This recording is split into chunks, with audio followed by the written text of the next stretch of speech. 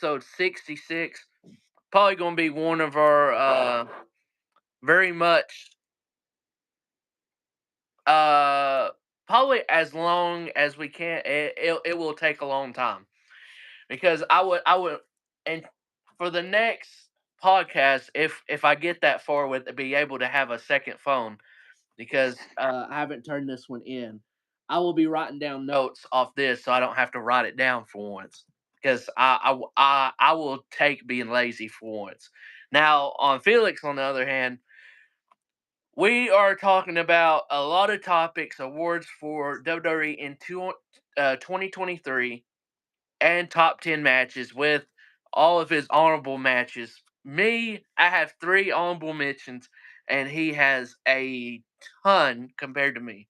But in his defense, he did watch more and just making sure for me, I remember the matches that I felt like I remembered, but I might have missed them.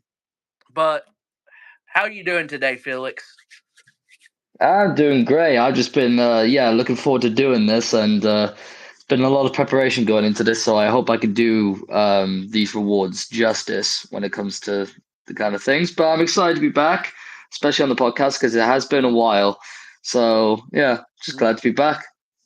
Yeah, so I mean, our next one obviously will be Royal Rumble weekend, or the week of the Royal Rumble, I should say. Whenever that is, whatever day, we'll figure it out. We always do. So that'll be our next one to give you an update. Day 2 of consistency. I don't know why I always do this, but today is a podcast, so I don't have to worry about an upload or streaming with games. So today's the podcast. I cannot wait. Before we get into the awards, of course, let's get into the news. The big news. Um, The Rock. The Rock. Um, he showed up last night, and he was the one. I ain't gonna lie to you. When I saw Jinder Mahal come out, I'm like, you have got to be kidding me. And then I was like, we know someone else is coming out. Then Yeah, it was quite obvious. Like, if it was like Vince in charge, then it would be like a Vince thing to do, just to troll us with someone like Jinder, and then literally just leave it as that, just to piss everyone off. But as soon as Triple H, we knew there was going to be a swerve, and there came The Rock.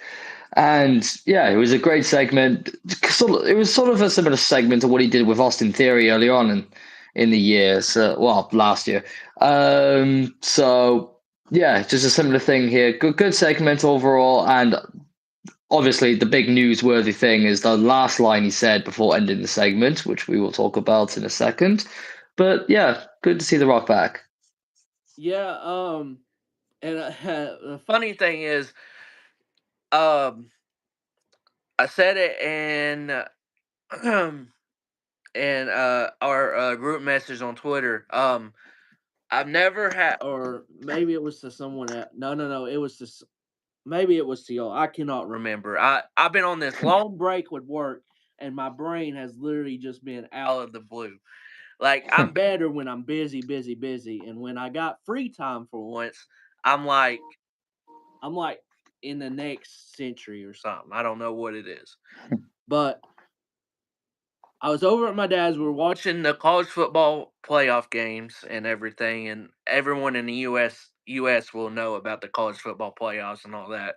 You will not understand one little bit of what I just said, but um, we were watching that, and then when it hit 8, I said, "Hey," I said, "I'm gonna be watching. I'm gonna flip back and forth, so that's fine." And of course, heck, when he watches the game, he'll be like on his phone watching stuff, so he'll like multitask. Yeah. So, I told him, I said, believe it or not, because he used to watch it. Him and my mom, now they are divorced now, but him and my mom are a main reason why I started watching wrestling. Just flipping the channel, letting me watch it and everything. So he's the one, he watched it a long time ago. So, he's watching some of the stuff and he's like, boy, they are, there's some athletes. I'm like, look, it might not be as good as it was when you watched it. And I'll admit that. But athletic wise, they are top notch, no matter Yeah. what. Like they are athletic.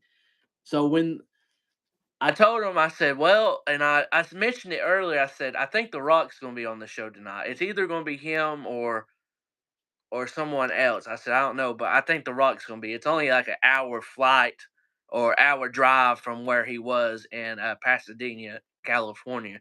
So he was already in Cali. So he said, well, whenever that comes on, he said, let's just watch it. He knew in the disappointment in my face when I saw Jinder Mahal, he's like, "Oh, that's not supposed to happen." I'm like, I said, "Hell no, it's not." No, no, no, no, And, no, no, but no, no, no. I said, "But honestly, it's a swerve." I said, "If this was Vince running it, then yeah, like you said earlier, yeah, that would have been it." I said, "But Triple H is running it, and he's doing a whole lot better than Vince was doing for the last 8 years or however long." And And when The Rock came out, I have never seen him put his phone down that much and just be glued to the TV and to listen to The Rock and everything. I have never seen him do that. Now, in my defense, I've never been over there and have him watch it that much, but I have never seen him just put his phone down and just be like glued to the TV, just like anybody else would have been. So, and I heard him laugh so much and everything, and I did not know and this comes to, basically that's on the main title and everything. Um, I don't know where the hell he was going with what he was saying after he beat up Gender and everything. And he said, "Oh, I'm a little hungry." I'm like, "Yeah, I mean, hell, everybody gets a little hungry when you're out of town and you're in a spot that's probably different food that you really, used to."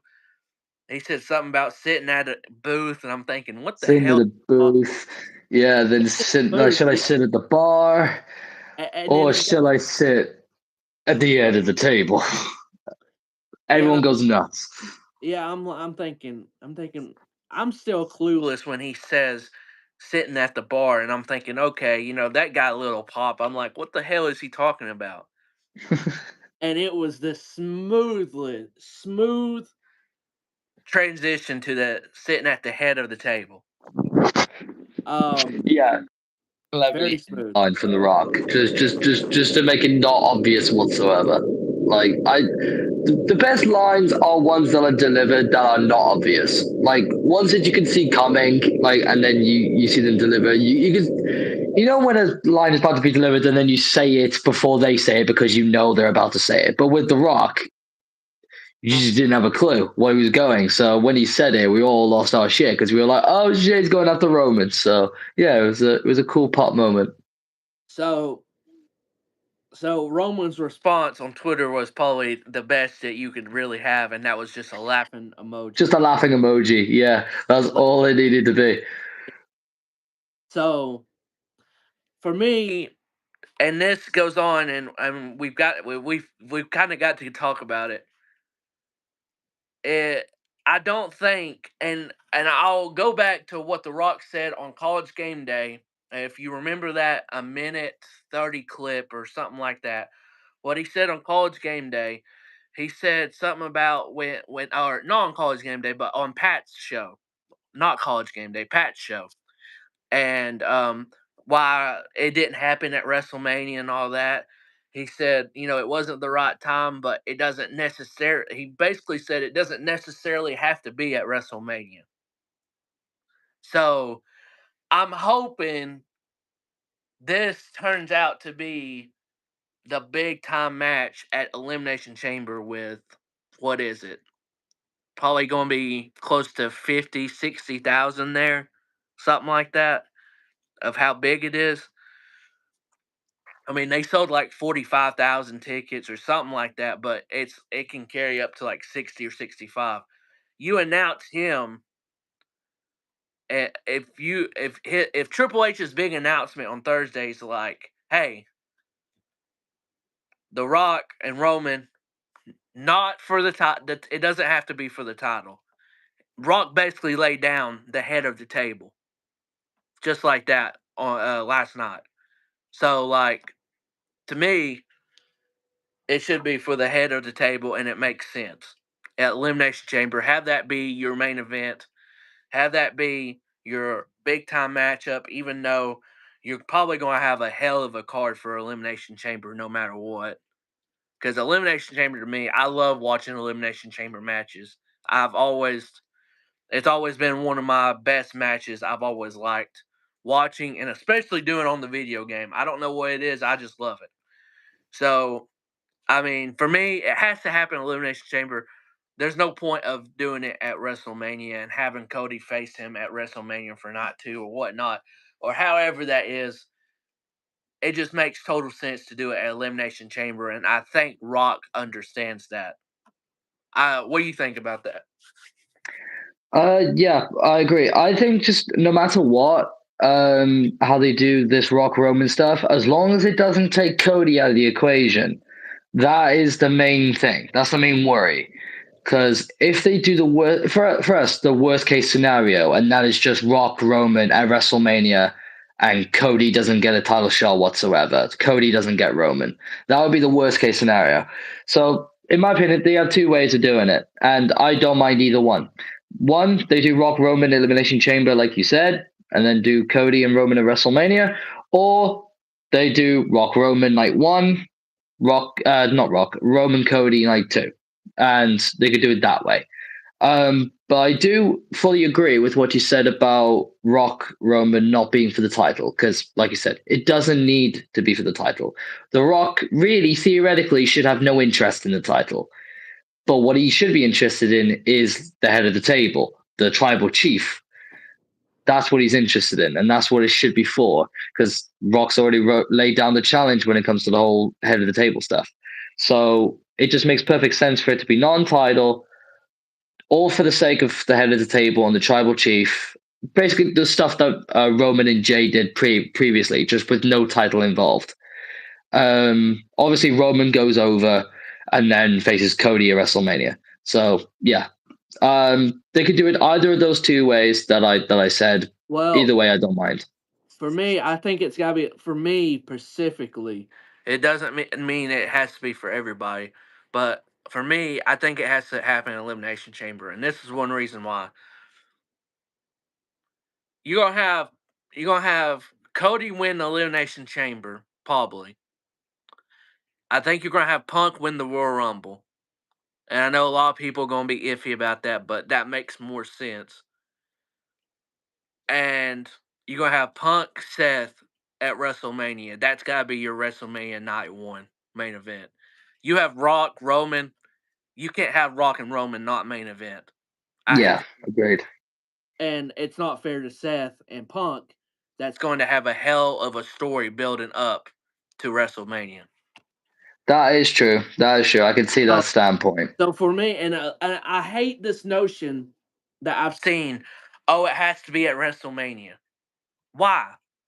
Elimination Chamber going to have over 60,000 people there. It's going to feel like a WrestleMania, even though it's Elimination Chamber. Why? Why does it have to be at WrestleMania? Just because it's the big time pay per view and that's the big. You can do that at Elimination Chamber. The Rock and Punk back in 2013 or 14 had a match in the Elimination Chamber instead of WrestleMania.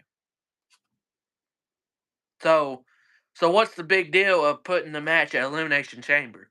I don't see the big deal. That's just me though. That's just me. Um, I just don't want Seth and Punk to get out of the notion of not being in the main event of not one.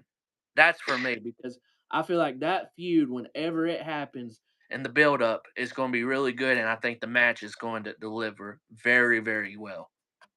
That's fair enough. Yeah, I can see your standpoint on that. I can agree.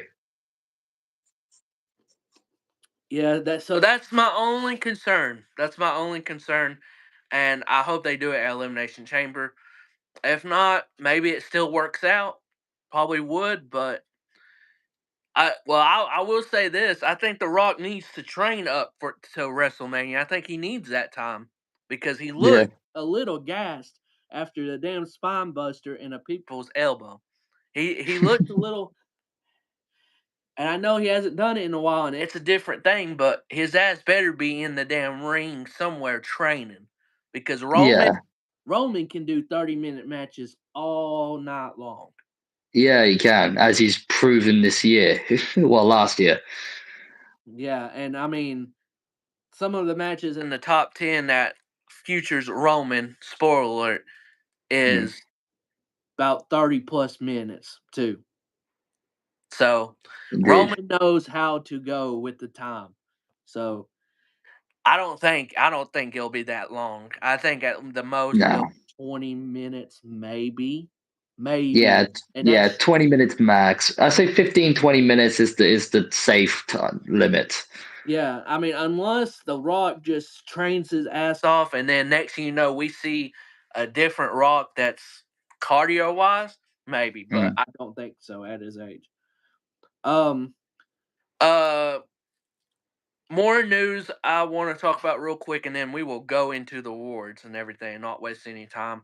Um, Logan Paul and Kevin Owens should be the match for the United States Championship at the Royal Rumble. That's being told, so that should be a very good match. Can't wait for that. But that's another Kevin Owens loss. I hate to say it. yeah. Eh, They're not going to have Logan drop the United States Championship that quick. Yeah, they're not going to. Charlotte, new money deal. That means a lot of females upcoming that's got upcoming free agencies. They're going to get a lot of money. Sasha, Mercedes, Monet. Mercedes. We can talk about her real quick. Selena got a new deal, by the way, which she'll probably stay because she'll be paired up with Andrade again. I would say because I like that pairing with Selena and Andrade. I can't say it, Andrade. But um, whenever he does return, because I think it's very likely he will make the jump back because Charlotte is with WWE and they could travel together. Which Charlotte is injured, but I mean, um, with Mercedes, we see her in AEW here soon. I don't know. I don't know. I know that's the rumor thing, but with her, she's like unpredictable with anything she does. It seems like. Yeah, well, about Andrade, yeah, it's pretty much inevitable that he's going to go back to WWE. Like, he just put over Miro in AEW, so it's pretty much going to be his last match there. So, yeah, it's, in my opinion, and there's really nowhere else I feel like he's going to go apart from back to WWE. And I feel like Triple H would want him back because we all know how high Triple H is on Andrade. Hell, he was NXT champion back when he was in NXT. So, and yeah, him being paired back with Zelina now that the LWO is no longer a thing anymore, I think that's the best thing for Zelina. So yeah, Zelina and Andrade always loved that pairing. Always think they worked very well together. So yeah, we'd just love to see that back on TV again. And yeah, when it comes to Mercedes, who knows? Like you said, she could go to AEW, she could go to Impact, she could go anywhere. She could literally go anywhere because she's that unpredictable. She's never obvious whenever she's planning her next move. She always keeps people on her toes because that's just how she acts. So no one can really predict what she's going to do next, which is the interesting part. My personal opinion is I think she will go to AEW, but you never know with her. So I guess we'll just have to see. I and I'm going to say this. I'm not going to speak on what she should do, but to me, she should do more. She should. I think since she got injured quickly than what she wanted. Or I mean, she didn't want to get injured, but she didn't really have a big time run like she wanted to. So I think she should just work more Japan and let her do that stuff. Eventually go to Impact because that match with Trendy should already happen and everything. I Yeah. think I think that's one thing they want to do at least before they go wherever because I think Trinity Naomi, I think she will make her way back to WWE eventually. It's kind of Vince is gone, and that's the main one of the main reasons. Like it's just terrible. Like you see how the morale is with the company right now, and it's probably the highest it's ever been. and everything, especially with no Vince and everything at the moment. So I don't know. I think that's what Mercedes should do is just do another Japan run and maybe Impact. But I don't know. I'll say this: with the talks of them falling out, that WWE wasn't going to pay her. I don't know if that's true or not. Who knows? I'm not going to get into that. But I will say this: you think Tony Khan isn't going to pay for Mercedes? I Mm. think he will. So that is one thing I will say. I think he will pay for Mercedes, but how long is it until she's mad with the direction of the women's division? Because I'll tell you one thing, AEW, one thing they do not do well is something with the women most of the Is the time. women's division? Yeah, yeah. That's always been the weak point of AEW is the women's division and Yeah. just how they treat the women's division in general. So I don't know if that's something Mercedes would be happy with if she were to go there, or if she were to go there, she would demand that they do better with the women's division while she's there. Otherwise, she will not be happy. So, yeah, that that's something that's gonna have to be crossed from when they get to it. So I mean, maybe her signing will bring more leverage with the women of trying to get more stories and more women action on the show, and then just everything in general. I don't know, but maybe. Before The Rock even appeared, Australia was wanting him to at least appear or some sort of way in Elimination Chamber. So I think that's we can check that off for Australia. I think that um, one thing that Vince McMahon gave us a favor of, and I hate to say this, I'm actually going to give him a thumbs up on this. He did not give Goldberg his last retirement match. Thank God. And Thank Go- God. and Goldberg saying that Vince was a piece of shit. Vince literally let you come back and everything. Out everything, you should be praising Vince, and I hate to say this, but he should be. Yeah, exactly. And yeah, even the old man had enough sense to not let Goldberg have one more match. If that doesn't say something, I don't know what will. The senile old man saw sense for once. It's crazy. It is crazy. Um, man, I, I don't talk about this a lot, but it seems like it gets brought up every other podcast or maybe even every podcast. Dude, what they did with the live shows with the house, with the live shows in the holiday after the holidays with the records and everything is unreal to me. They've never done like they might have done this, with Attitude Era easily, but dog, in this time of era to have 16,000, I don't care if it's at one of the known arenas with MSG, to have 16,000 at a live show, not a televised show, is insane to me for them. That and Inglewood, California, they had like 13,000 here. Like every place was sold out with whoever was even there.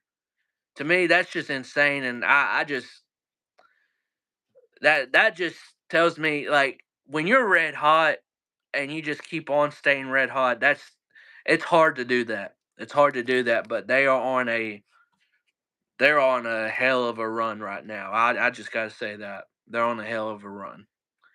The last thing we'll talk about before we go into the awards. Um, I don't know if you got to see it. I watched it. Um, and I and this knucklehead, if he didn't do this stupid stuff, he would be a star right now in the business. And that would be Valentine Patrick Dream. Clark? Yeah, Yeah, Patrick. Valentine Dream. Patrick Clark. He had he came out with a video today, and I know a lot of people are going to say, "Oh my God, it's so late" and all that. I understand that part with people saying, "Oh, it's this far too late," and I understand that part. I really do. And I'll the only thing I'll say about this, and I said it in my tweet. Sometimes it takes an individual a long time to realize, "Hey, I've messed up," or it takes them a long time to realize, "I need to apologize." It's one of those things where he had a lot of downs, and now it might be looking up to him, and then he's like, "Man, look at the stupid stuff I did." So it might be one of those things. I think that is what it is. I do feel like him apologizing was very sincere, and it actually felt real. It didn't feel like, oh, I have to do this eventually. It just felt like genuine, where he didn't it wasn't forced or anything like that. And a lot of people saying it's a lot too late, which it is, but dude, he is like younger than me, and I'm still young for my age. He's younger than me. It's not like I don't want to say his career would be over still, but I think whatever he does after this video he does out shows if he actually meant it or not. That's how I feel. My take on it, my opinion, is kind of the same as like most people with the whole "it's too late" thing. Well, not that it is too late, but it did take too long. Like my opinion is that I do think the opinion itself is good. It's sincere. I can tell it's sincere. Like with me, I tend to think I have a good gut feeling of when an opinion is not an opinion, an apology is sincere or not, or I can tell when someone's forcing it.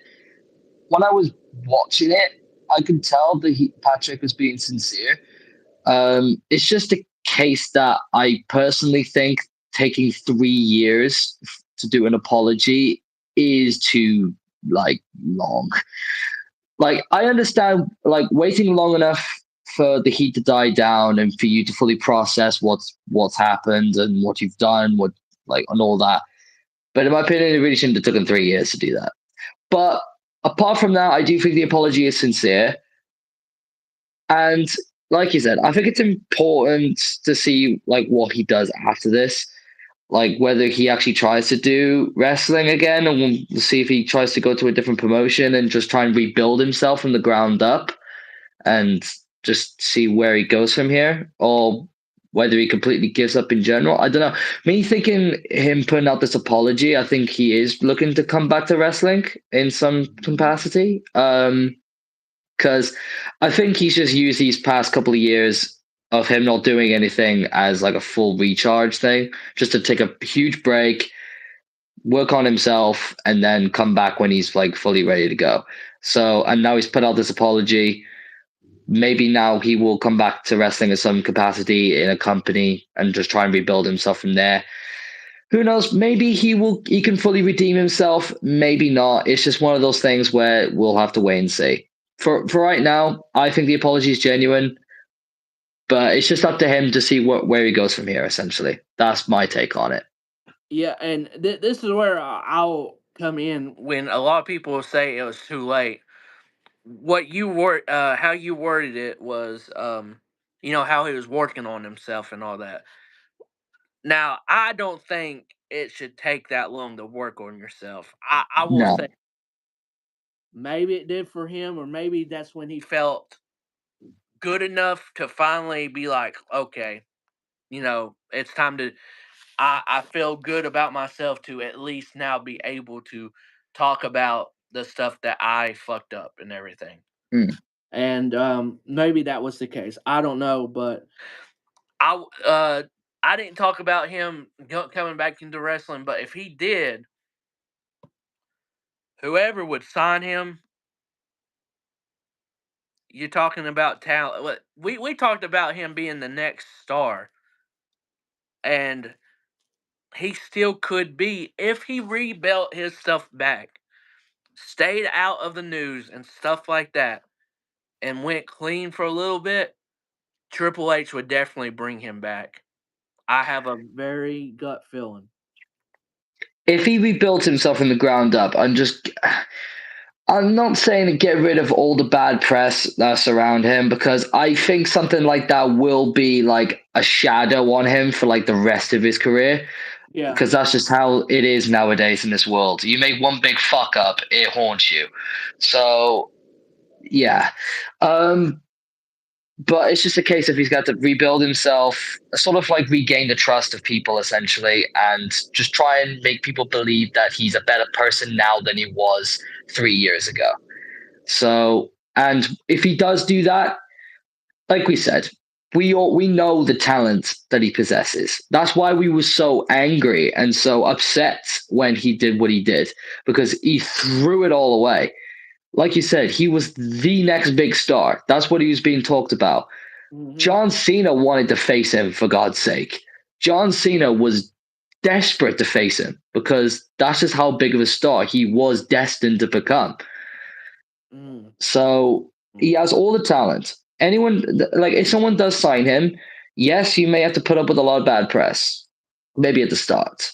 But if he does rebuild himself, you got a star there. And then yeah, for Triple H, if he does rebuild himself, maybe then you can sign him back. And who knows? Who knows what can happen in the future?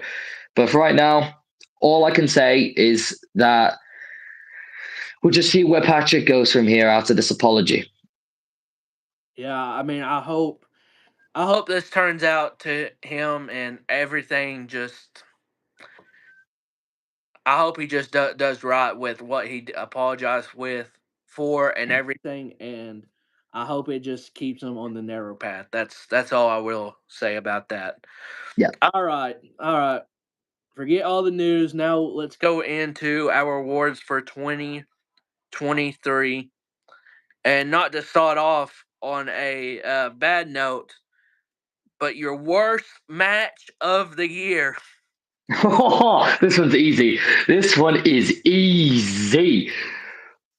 Okay, I've got 3 on this list potentially. And I've got one because it's just obvious to me. okay, yes, it was obvious, but I will say, and I'll give you a reason why the other 2 that I put down. But name yours. I'm pretty sure I know which one. Ronda versus Shayna Baszler at SummerSlam.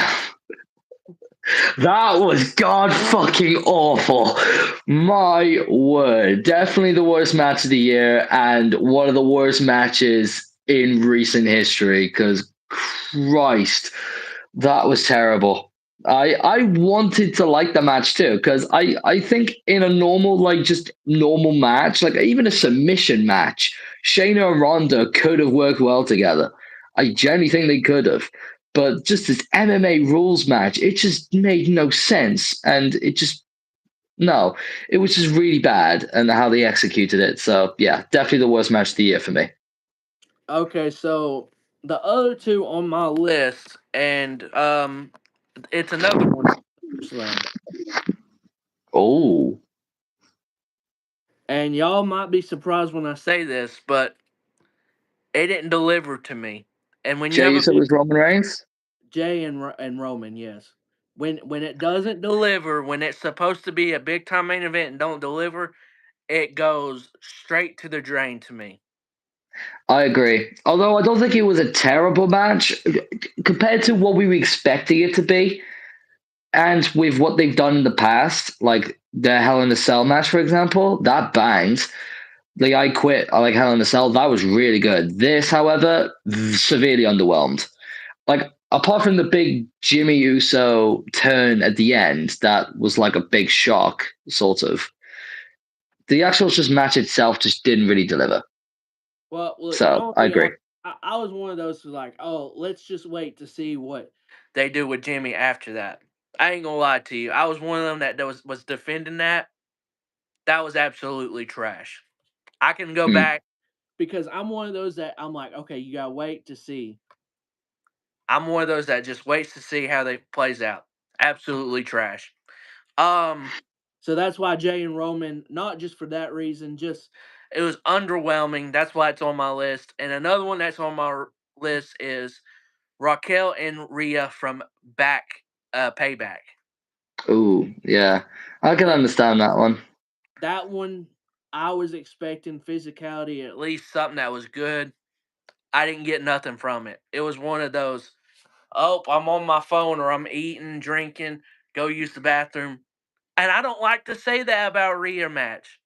I never would like to say that about a Rhea match, but it is. But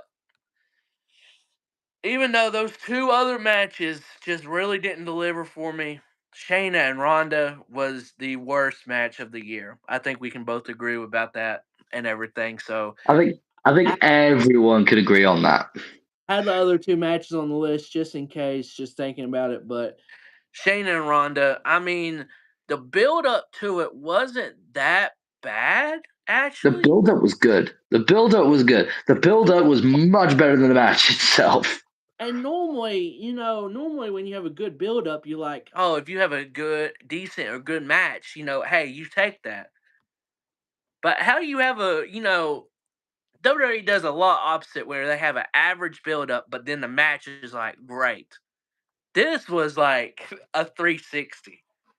And I mean, I don't know. I feel bad more for Shayna because I don't really give a damn about Ronda. So, I mean, I'll be honest. But yeah, I think we can declare the worst match of the year for both of us was Shayna and Ronda at SummerSlam. So at least we can define that as the worst match for at least both of us. Shocking moment of the year. There's two for me, and you can pick either one because it was really good. There's only one for me. Like I know there's been some others, but there's one distinct winner for me, and that's CM Punk returning at Survivor Series. It just has to be. It's the return. It's the shocking moment. Hell literally froze over. You cannot get any more shocking than that. It's got to be CM Punk. I will agree with you. We're two for two. My other one was the big pop when Sammy hit Roman with the steel chair. But Yeah, that's another good one. and that would have been my number one if Punk didn't come back at Survivor Series. But it's you can't you can't discard CM Punk coming back and everything. Upcomer of the year. Upcomer of the year.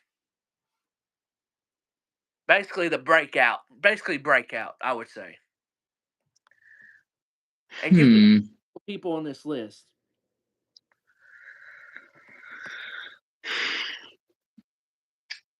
LA Knight for me. So I've got I know him. this is. I got I him. know. Go ahead. Go ahead. I know this is technically not his like breakout year, like his first year on the main roster, but basically it was this year that really broke him out as like a star. So I'm technically using that. I don't know if that's the right analogy to really use, but that's just the reasoning I'm putting LA Knight.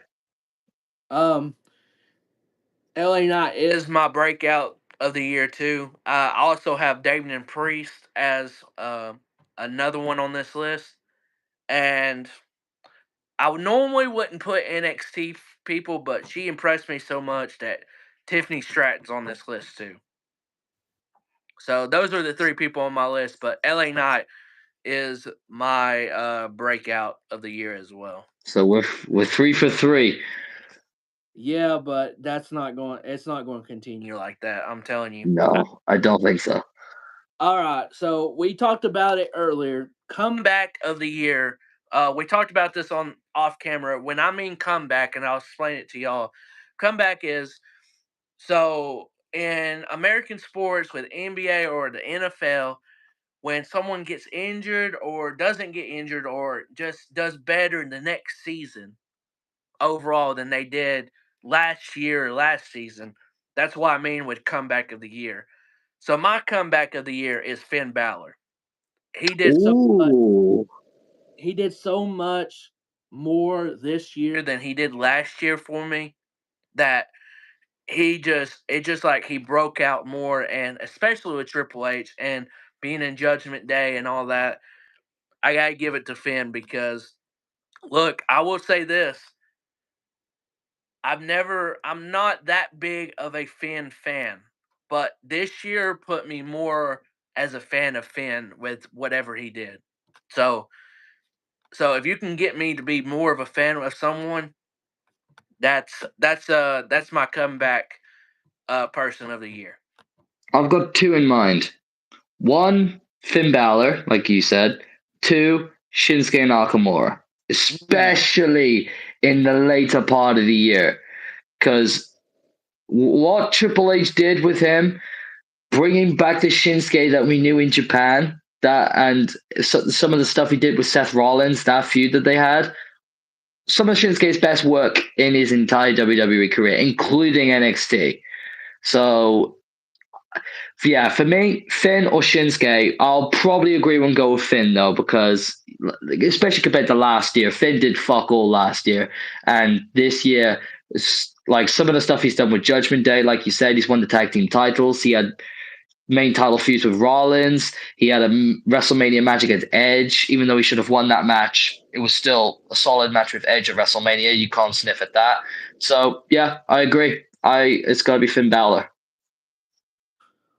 yeah, I agree. Let's see here.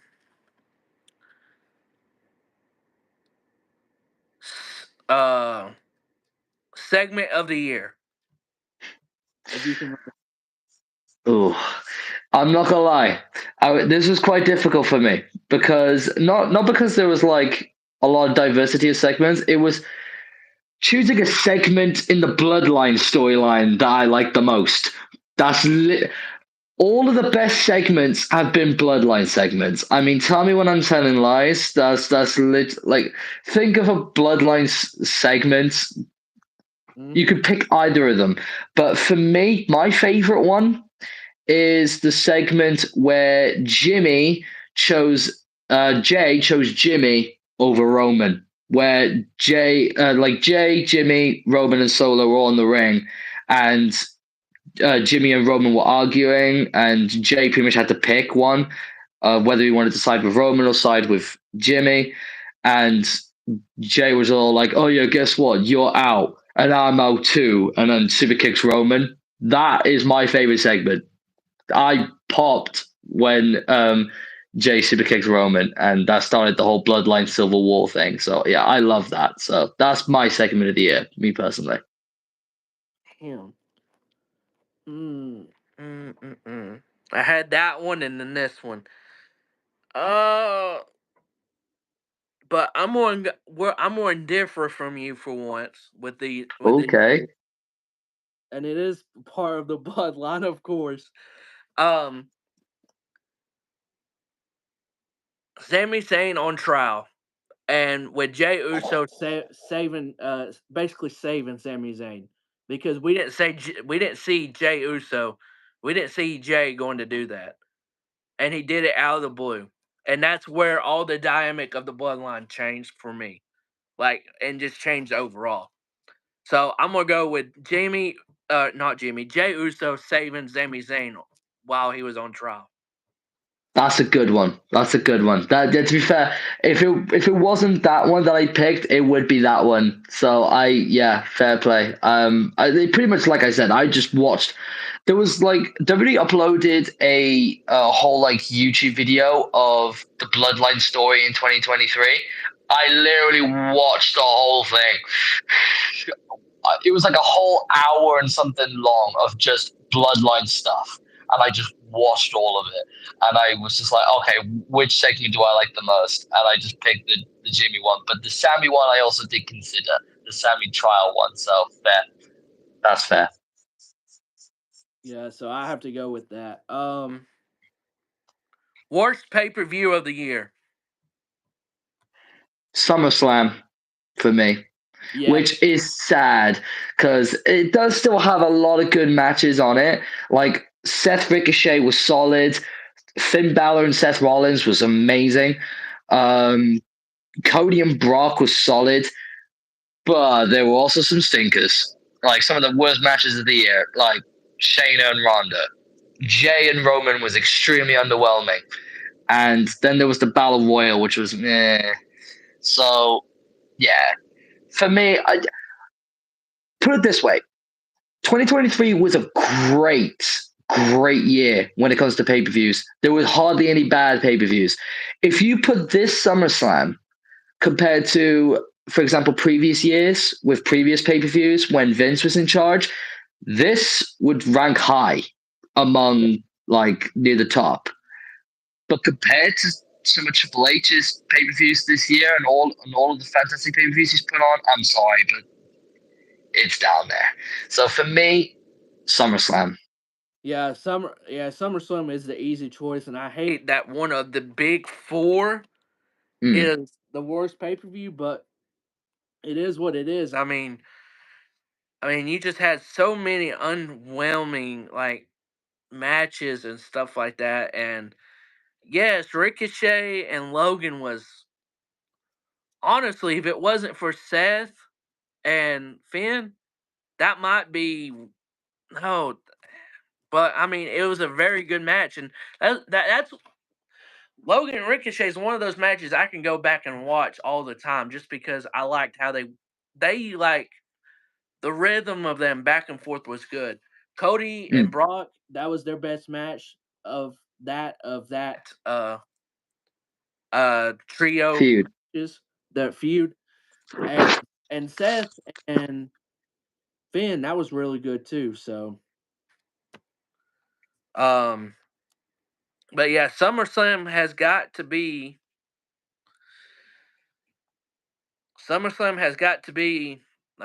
the one for me, unfortunately, as well. Okay, here. Okay, pay-per-view of the year. And then we'll talk about the top 5 male and female of the year. Pay-per-view of the year for you. It's between two for me, but I think I know which one I'm going to go with. It's between WrestleMania, particularly night one. If we're going specific and we're choosing which night to go with, I'm choosing night one. Um, or Backlash. It's it's between those two for me. I'm probably going to choose WrestleMania night one though. So yeah, I had 2 in mind, and those were the 2, and it's not one as the pay-per-view of the year for me. Night 1, because that night 1, I mean, you go back and watch it from night 2, and it's like, damn, night and day, you know? So, it is what yeah. it is. Night one was incredible. Like if only night two was as good as night one, oh, it would have been an all timer WrestleMania. It still is a great WrestleMania in my opinion. Overall, it's one of the best WrestleManias WWE have done in recent time. But if night two was as good as night one, oh, it would have been one of the greatest WrestleManias of all time. It Of would all time. it would have been top 2 or 3, no doubt. No doubt at all. No doubt. Um, all right. Let's go top 5 female. Do you have an honorable mention for this? Or no, because I do. I think I do. Wait, I think I have a couple actually. Wait, hang on a minute. Let me change my notes over. Okay, I have one, two, three, four, five. One, two, three, four, five. Yeah, I do have an honorable mention, and that's Oscar. Oscar just missed out, which is sad because I really do like Oscar. But yeah, I just think she's been involved in a lot of solid matches this year. Just there's been a lot of women that have just been involved in more important stuff than her, unfortunately. So yeah, Oscar is my honorable mention. I have 2, and Oscar's 1. The other, which you might not think I would say, but I will say this. I think if they can get her into the singles role, she might be in my top 5 of females next year. And Ooh, that is Chelsea Green for me. ooh, interesting, interesting. I Not all the way with her. I'm not going to talk about her losses because they just decide to make them lose so much for no reason, or make Chelsea lose a lot. but her in ring is really good. Her character wise is phenomenal, and I like she was consistent since she came back and everything. She was consistent, so she's going to be in my honorable mention. I mean, right behind Oscar because she's not going to be in front of Oscar, but I want to give her some love because I think she could have a very good 2024 if she broke out and stayed out of the tag team picture. So, Fair enough. okay, you're number 5. My number five. This may come as a shock, but also may not. But I will explain when I say the person, and it's Trish Stratus. Now, I will explain myself here.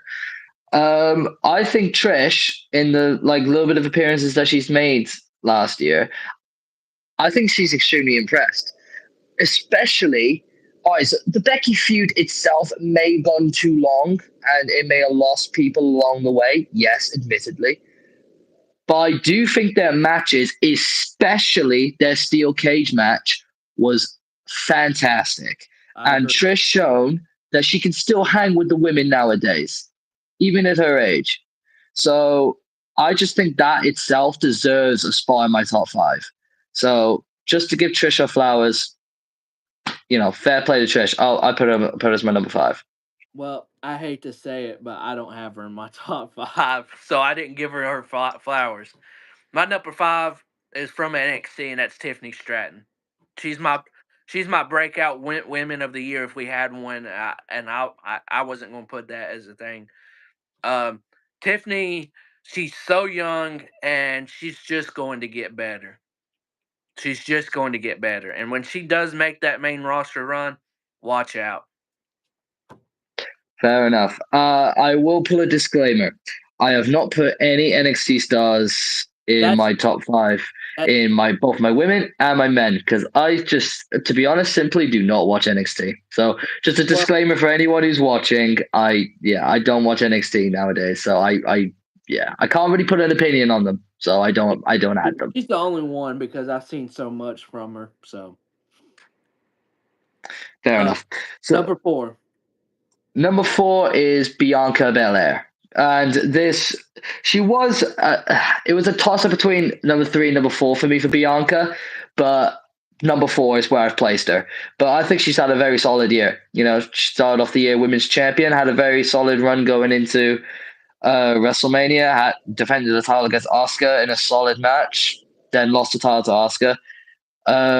Had a few great matches this year, including my favorite of hers being against Io Sky at Backlash. That was really good. Yeah, I think overall she's had a very solid year. Just others have placed higher above her. So, but yeah, number four for Bianca. I'm starting to realize this part right here in the matches we're going to be way different on. Mm. Bianca's not in my top 5. Ooh, My number 4 interesting. is I think she's done so much this year. She might not had an impact winning wise a lot, but the impact she's had overall, my number 4 is Bailey. Okay. To be fair, Bailey didn't get into my top five, but she would be like a second honorable mention if I were to include a second honorable mention below Oscar. So fair enough. Your number 3. Becky Lynch. Oh, yep. That's my number 3 as well. Yep. Hey, we got one alongside each other. Yay. But yeah, like fair play to Becky. Like, even though, like, I mean, she hasn't, like, won any titles this year. Well, like main women's titles, I don't think. Wait, maybe I'm wrong. Wait, no, am I wrong? No, she didn't. No, um, no, she didn't. Even though she didn't win any like main women's titles, like every match she's involved in, she's still a star. She's put on bangers this year, for example, the steel cage against Trish. The War Games match she was involved in was really good, and just overall, she's had a very impactful year, even without having the titles, which shows how much of a star she is. If she's still having a very impactful year like she's had without the titles, that is impressive. So yeah, that's why Becky's on my number three. Um, you basically said what I could say. I've been the biggest Becky Lynch fan for the longest, so to see Becky have this good year and to already start, and I know you don't like her, but to start off 2024 with a banger with Nia Jax, I hate to say it. Nia is growing on me, and I hate to say that. It kind of like it's like, oh my gosh, but I love the growth that she's had with Triple H. Triple H, for some reason, has gotten her on the right path. I know I'll you see don't. when it comes to Naya. I know you don't want to say it, but I'm being completely honest and serious when I say Nia Jax has grown on me, and she's done really, really good since she's returned. I hate to say it, I'll see with her. I can't promise she'll grow on me, but we'll see. We'll see. but Number Becky, two. number two, I think we got number one and number two the same people. I don't know if we got them on the same number. I think we do. I'm gonna say we do because I mean, if we were doing this based on my personal favorites, maybe it would be different. But in terms of impact on the year, yeah, number two is Io Sky. Number Mm, two is Io Sky. Number one is Rhea Ripley. hmm So number two, Io Sky. I think overall she's had an incredible year. Like winning the women's Money in the Bank, cashing in, becoming champion, really becoming a star like week by week on the main roster. And she's had some great matches. Bianca, a Backlash, the triple threat between Asuka, Io, and Charlotte at Fastlane, really good.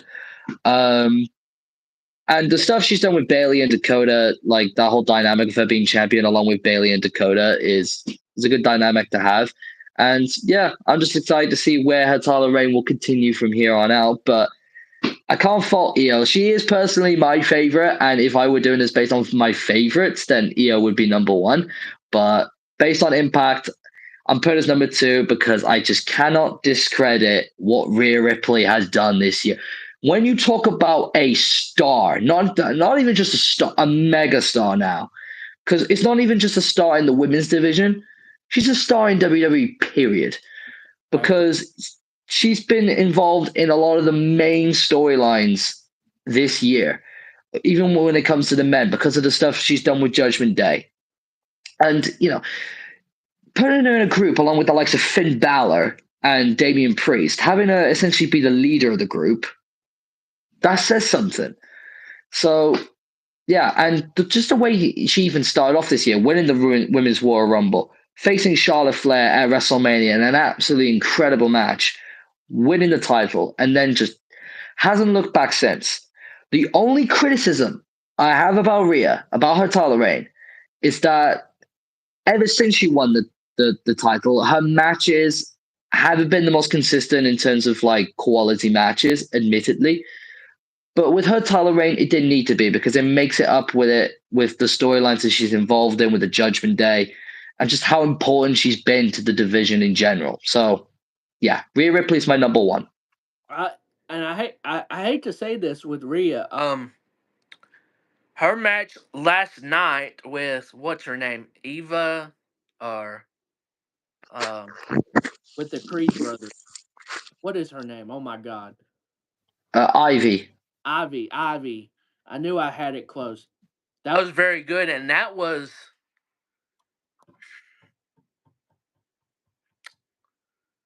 I hate to say, I think that's in the top three matches of her reign. Maybe top Yeah, two. I don't know, but yeah. That's the only criticism about her reign. But apart from that, she's been absolutely flawless. yeah, EO's two for me as well. EO has had a fantastic year, and EO has been so much fun to watch. I think her matches have been better than Rhea's. So if we're going Oh, with match easy. quality, I would go EO over Rhea, definitely. But everyone has said it, you said it. When you spell out star, Rhea Ripley's right beside it, no matter what. I think we all knew she would be, but when she did this turn and became in Judgment Day even before Finn with Edge and everything, but now with Finn, Damien, you might not want to hear it, but with Dom too, Dom has put a lot in that group. That Dom, he's underrated with that group because he has helped him so much with wins. So, um, Agreed. but storyline, just overall, it's hard to not have Rhea number one on your list of this year. It really is.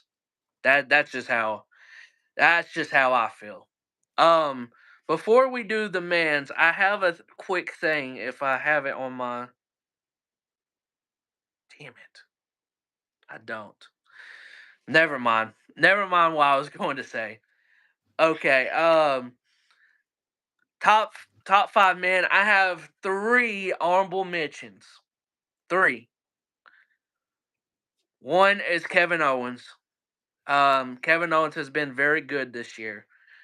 Another because he's not there a lot is Roman. Because yeah, we know when Roman's there, he's top two, probably one with, just storyline and stuff like that. And my other honorable mention is LA Knight. Fair enough.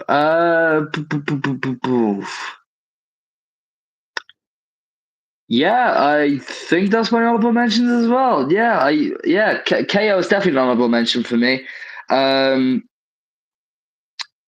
I was considering to put Roman in my top five, but I, I was like in two minds. I was like, am I going to put Roman in my top five just because like when he is there, he is one of the best things in WWE, and he, like some of the stuff he does is incredible. Or am I not going to put him in my top five just because he is not here very often? So I've just been in two minds about it, but I think I will agree. He hasn't been here enough to really make it into the top five, and it would be sort of disrespectful to the people who have been there on a weekly basis putting in work. So, yeah, Roman is an honorable mention, and I will go with probably LA Knight as well as the third honorable mention because he's had a great year himself. So, yeah, the same honorable mention. So, well, what's your number five? Main event Jey Uso. Yeah. Jay, man, when he broke out and he went on Raw and everything, if he would have done this a whole lot sooner, he might be higher on my list. Not gonna lie to you. He might be another he might be number four because it's hard to derail the top three for me. So he would be number four if he was on his own a little bit longer and went to Raw sooner than he did. So that is my number five. Jay's had a great year, and I really do hope after WrestleMania they keep on the momentum for Jay because he really deserves it. Fair enough. Um, this may come as a shock, but I've got Cody as my number five. Now, hear me out. Hear me out. I think the stuff he did early in the year, going up to WrestleMania, perfect, impeccable. But then after WrestleMania, I feel like he did have that spell where he just sort of lost momentum because of the Roman loss. He had a decent feud with Brock, yes, especially the SummerSlam match being good, but it wasn't perfect with Brock. And now he's doing the stuff with Jay, which is good. But I don't know. It just hasn't been all guns blazing for Cody all throughout the year for me enough to really warrant being top three, top four for me. So that's why he's number five. But he still had a really good year, Cody, and you cannot discredit how much of a star he is and how popular he is with the fans. And he will be the one to dethrone Roman still. It's just, yeah, he just had that little bit of spell in the middle of the year where he lost momentum for me. That's why it's my number five. Huh. That's interesting. Um but I don't disclaim anyone's opinion or anything, but that's actually a very fair point that you did. But I can't agree with it because with how my list is. But my number four is Sami Zayn. Sami Zayn's my number 4, and Sami Zayn is basically your average Joe hard worker that puts on banger matches after one, after two, just so many matches. And I mean, obviously, we're going to talk about it. One of his matches this year. He's just the absolute underdog that you want to win, and I really hope I do not see him be a heel anytime soon because it would make no sense. But Sami Zayn's my number 4. My number 4 is main event Jey Uso. So you have Jason's number 5, I have Jason's number 4. And pretty much everything you said about Jay, I also say the same thing. I also do have the opinion if he broke out by himself on Raw a bit earlier, he could have maybe gone into my top 3. But I feel like number 4 is a right spot for him because he still killed it all throughout the year for me.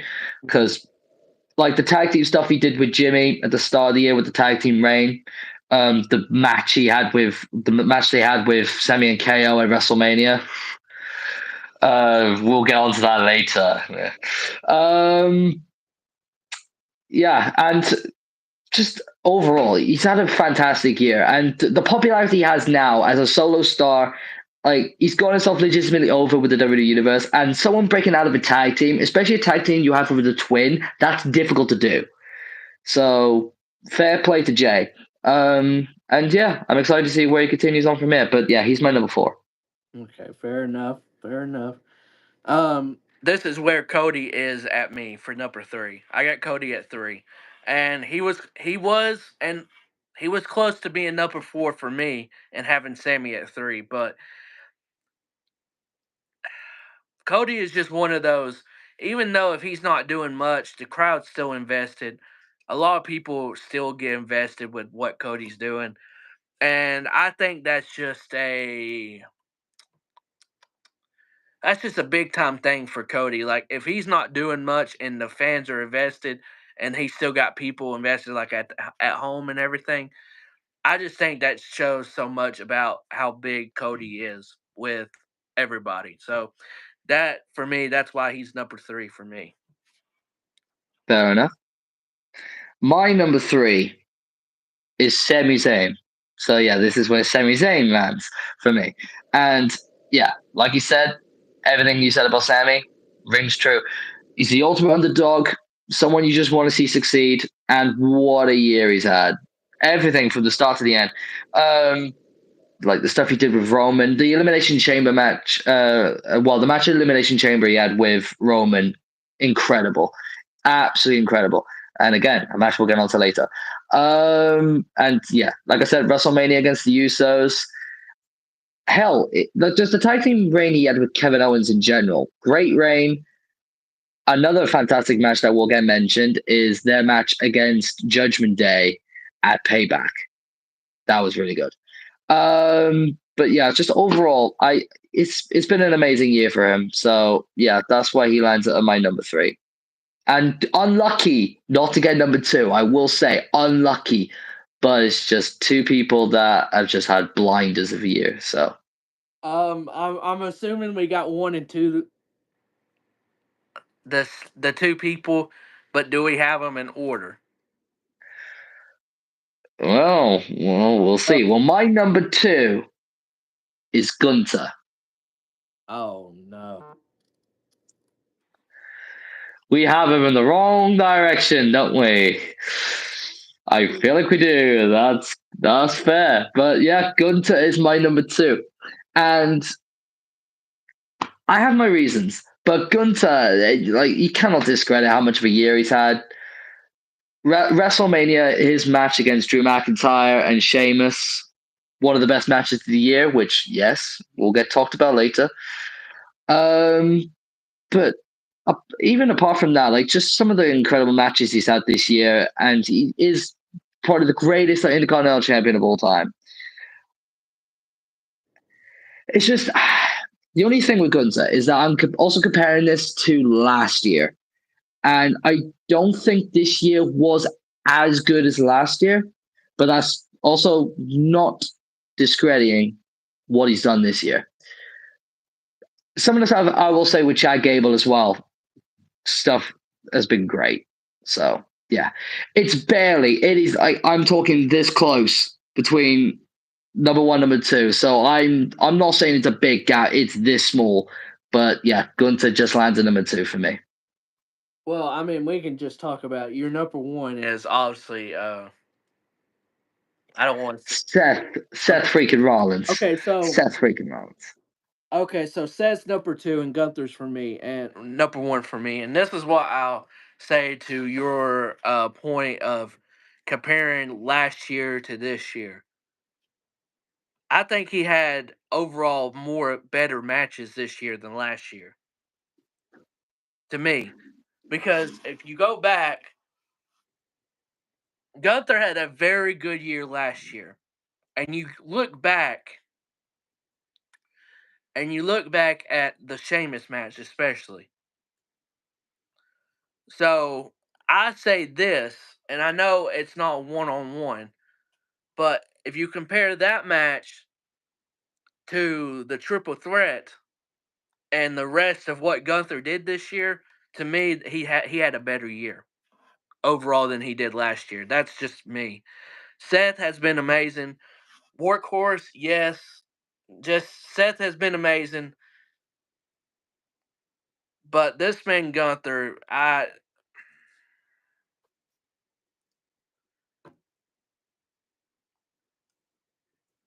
tell me one bad match he had this year. Like one solid bad match that he you can think about and well, let's see. Let's see. Was he on SmackDown this year for a little bit? I'm not 100% sure. Maybe. But I'm not saying Gunter ever had a bad match, but one match that definitely underwhelmed for me, and this may be because I saw it live and it was really underwhelming for me, even live. But Gunter versus Matt Riddle for me, very underwhelmed. Was nowhere near as good as I thought it was going to be. So that's one for me. Not a bad match, just very underwhelming. But apart from that, yeah, Gunter hasn't had a bad match. But I will get on to why I put Seth as number one in a second once you're done with your No. points. But yeah, that was underwhelming. But I will say that, but I don't think it was a bad match. I think it was just one of the average matches that you wouldn't expect. But Hmm. um,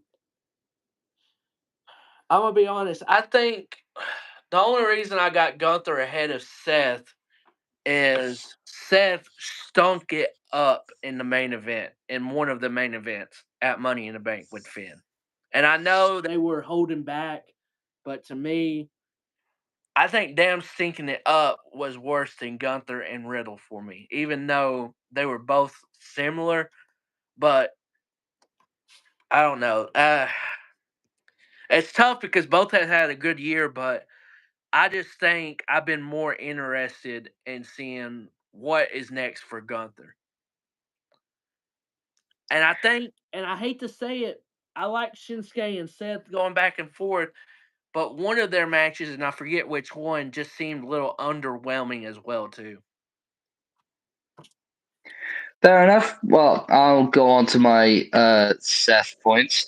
So the reason why I put Seth in number one is because from the start of the year to the end, he has been the man that has shown up time and time and time and time again in main event matches, the workhorse, putting on banger matches, having decent storylines with people, keeping people interested in the main event scene while Roman is gone. He's been the man that's been carrying WWE on his back. If it wasn't for the bloodline stuff, the main event scene would be kind of without Seth. So, and I can't name one bad Seth match apart. I wouldn't even say it was a bad match apart from the Finn match and Money in the Bank. I wouldn't say they stunk it up. Very underwhelming, yes. Even I will say I saw that live, so I'm very underwhelmed. Especially since they tore the house down at SummerSlam, and I really wish they would have just done that at Money in the Bank because I was there live to see it. So I'm still bitter about that, Seth. But apart from that one match, which was really underwhelming, I can't name one bad Seth match. And there's actually a lot of Seth matches in my honorable mentions in my top matches of the year. And there's a few of them. Actually, I'm trying to think how many is in my top 10. I think there's only one. But in terms of my honorable mentions, are like pretty much most of my honorable mentions are Seth matches because all of them have been really good.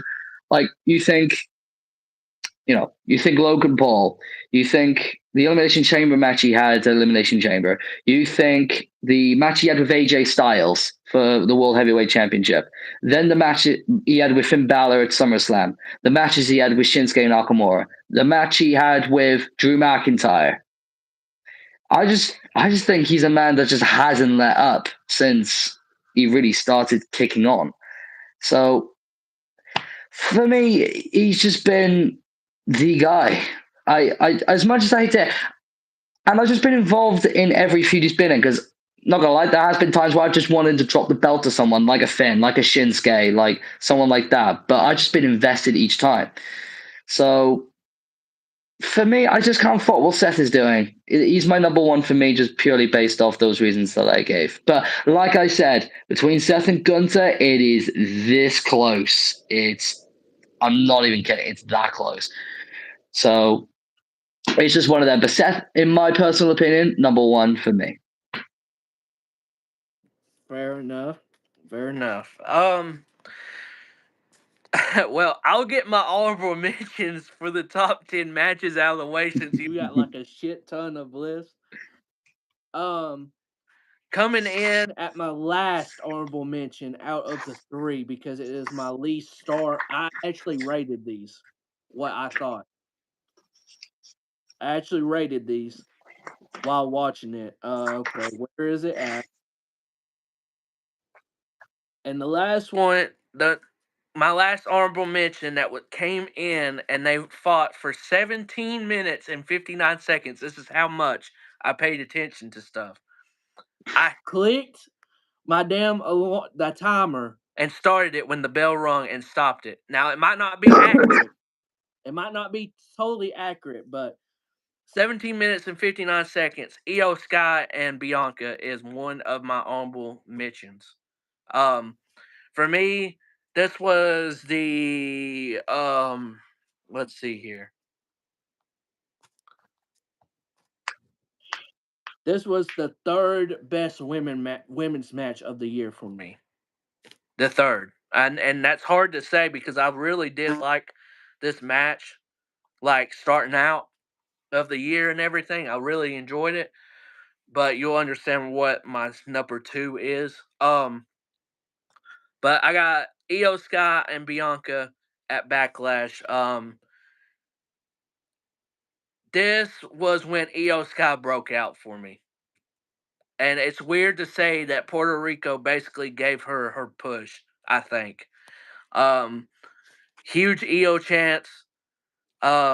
She had a beautiful counter against Bianca. I wrote notes on this. Bianca did a military press because Io was working one of the arms. She had her right arm with the military press and like dropped her and everything. That was pretty cool. Um, Io especially had that beautiful, her beautiful springboard missile drop kick. Dude, she does that better than anyone. Bianca went for a 450 splash double knees. Later on in the match, the KOD got reversed, and Io did a moonsault onto the outside on her. Um, at one point, Bianca reversed something with Io and did a top rope or second rope power bomb for a near count. That was beautiful because it looked that right there. If you watch it back, that's before Bailey and Dakota Kai appear, and you thought the match was over. That was how good that power bomb was. KOD reversed into a roll up pin for a near fall. Bianca goes close to the ropes. Dakota does a kick right to the face or side of the head of Bianca. And Bailey's trying to hold the braids down like a dummy. Bailey cost Io Sky here. We can all agree with that. And this is just another part of the damage control and story with it. Hold down. The ref catches it. Io stops Io. Io does the moonsault, misses it. KOD. Boom. 1, 2, 3. Very good ending. Very good match. But for me, it was a 4 out of 5. This is my worst honorable mention match that I've had. It's rated 4 out of 5 for me. My next one is from Elimination Chamber, and I hate to say it, this was really good, but it's off the list, and that's the men's Elimination Chamber for the United States Championship. That's one of my honorable mentions. I have one more afterwards. This went 31 minutes and 29 seconds. I love how much time this got. I love how much time. So Seth and Johnny started this matchup off. Then you had Austin Theory, the champ, come in. Then Damian at 4, Bronson Reed at 5, and then Montez at 6. To this day, I still agree that Montez should have won this match. I don't know how you feel, but Montez would have been red hot if they were to continue to streak with him as a singles competitor. I don't know what you think about that, but I'll give my personal take on it before you continue. I'm also on the horse of Montez should have won it, but I can also see why they didn't go with it because they felt like maybe it was too soon. But what I will say, they really should have capitalized on Montez after the fact. If they were not going to put the title on him then, they should have capitalized on his momentum afterwards because they dropped the ball massively. Montez Ford was red hot in that match. That was his star-making moment in the making, right there. If they continued on from that, Montez Ford could be a star by now, or at least like one of the top mid carders potentially on the brands. So it's just crazy. But they dropped the ball so massively on Montez. It's so sad. They really did, man. So a lot of great sequences in this match, but the first big thing that happens is Montez Ford climbed all the way to the top of the chamber and dove down onto everybody. That was pretty cool. The first one eliminated was Bronson Reed with Johnny doing a super kick, I believe, Seth doing a curb stop, and then Ford with his great moonsault that he goes down all the way to the ceiling and back with. And that eliminated Bronson Reed. I love how they eliminated Bronson Reed because it made it seem like, oh, 2 or 3 people got to beat you or something. So I really like that. They were Seth and Johnny was on the top of the pod, and this spot was crazy. This spot, that was mad. He was setting up for a power bomb to send Johnny to the onto the priest and the rest of them, and Johnny did a hurricanrana basically, and that was amazing. Back and forth, Priest did the Razor's Edge to eliminate Johnny in this match. At one point, Seth had Priest up, and Montez Ford did a blockbuster, and Seth powerbombed him to eliminate Damian Priest. That was pretty cool. That was a very good spot.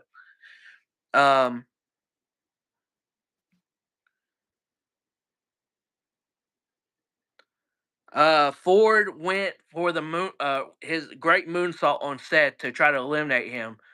Double knees by Seth, then curve stop, and then Austin Theory, like the prick he is, threw Seth to the outside and got the pin on Montez Ford.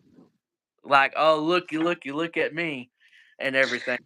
You forgot a spot. You forgot a spot, which was arguably the spot of the match, when Montez Ford climbed all the way to the top of the fucking structure and jumped and fell on top of everybody.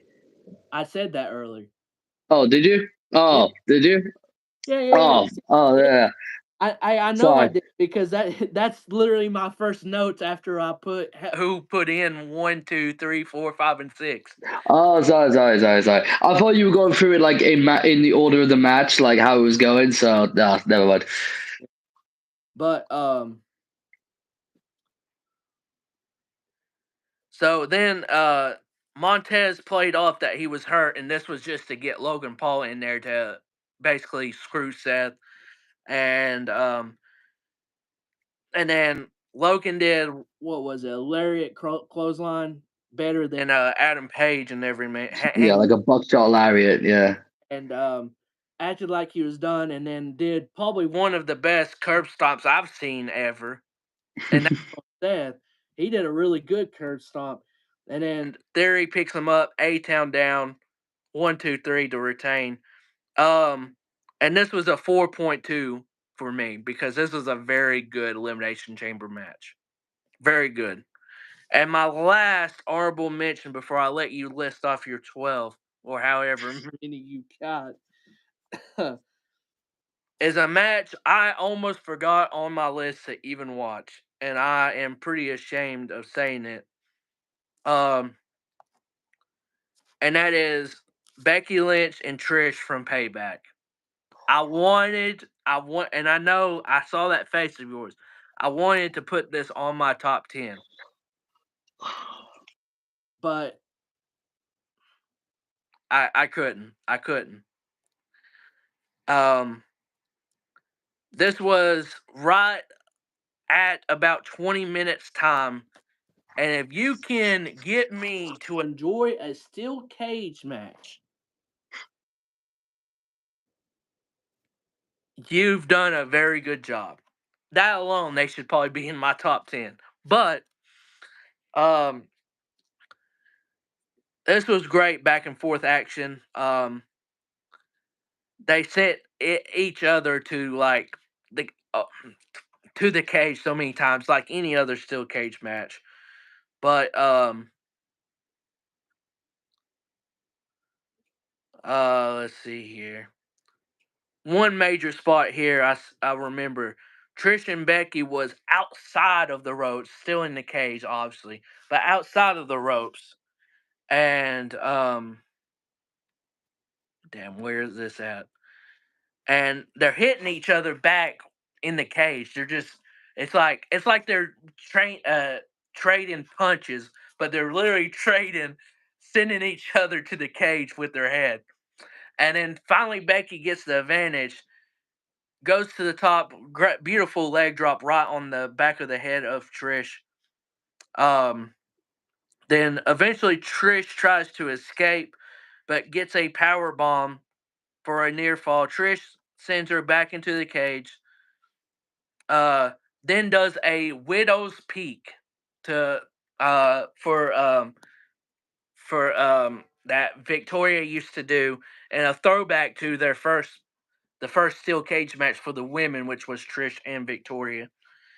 That was for a near fall. Becky reversed Trish and did a Tryst of Fate for Lita for a near fall. And it looked like Becky tweaked her knee during this, and then Trish with the Stratisfaction for a Roman Reigns 2.9 count, as I like to call it.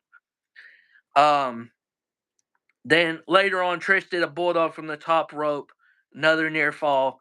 They fight on the top of the cage. This was insane. This is how good Trish is with her balance and everything.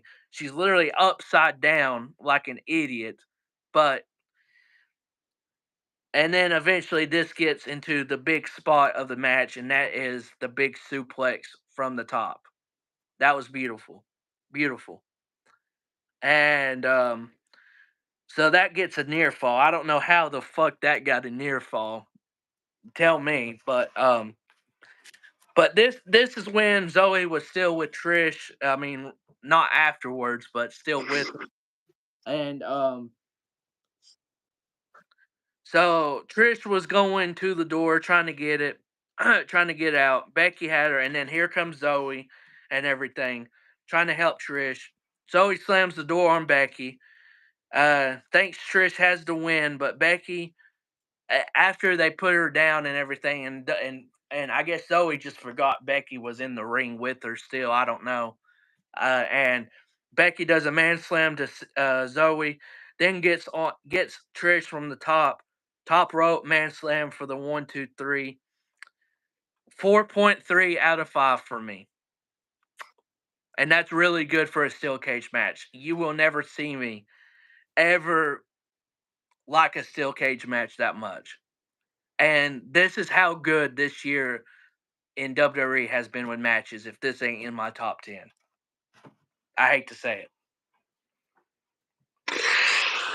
All right, it's time to go through these honorable mentions that I have, which is a lot. Don't worry, I'm not going to go into anywhere near as much detail as Oh, Tyler, because I didn't bother to take notes. I will just go through my thoughts on the match, and I might go through like a spot that I remember, but nowhere near as much detail as Tyler did. Okay, so this is not in any particular order, by the way. I didn't order my honorable mentions because I had enough trouble doing ordering my top 10, let alone ordering my honorable mentions, especially if I have 12 in there. So I didn't bother. So my honorable mentions, this is definitely like the bottom ones are definitely the worst ones, and the top ones are definitely some of the ones that I like the best, but they're not in any particular order. So my honorable mentions are Roman Reigns and Solo Sikoa versus Kevin Owens and Sami Zayn for the undisputed tag team titles at Night of Champions. Logan versus Ricochet at SummerSlam. Seth versus Logan at WrestleMania 39. Cody versus Brock at SummerSlam. AJ Styles versus Seth Rollins at Night of Champions for the World Heavyweight Championship. Um, Charlotte versus Asuka versus Io for the WWE Women's title at Fastlane. Drew McIntyre versus Seth Rollins for the World Heavyweight Championship at Crown Jewel. Shinsuke Nakamura versus Seth Rollins for the World Heavyweight Championship at Fastlane and Payback. I preferred their Fastlane match, their Falls Count Anywhere match. I did prefer that one, but both of them are on here. Both of the Money in the Bank ladder matches, but I did prefer the women's one. mm-hmm. Both of the War Games matches, again, I preferred the women's one. The US title Elimination Chamber match, that is also in my honorable mentions.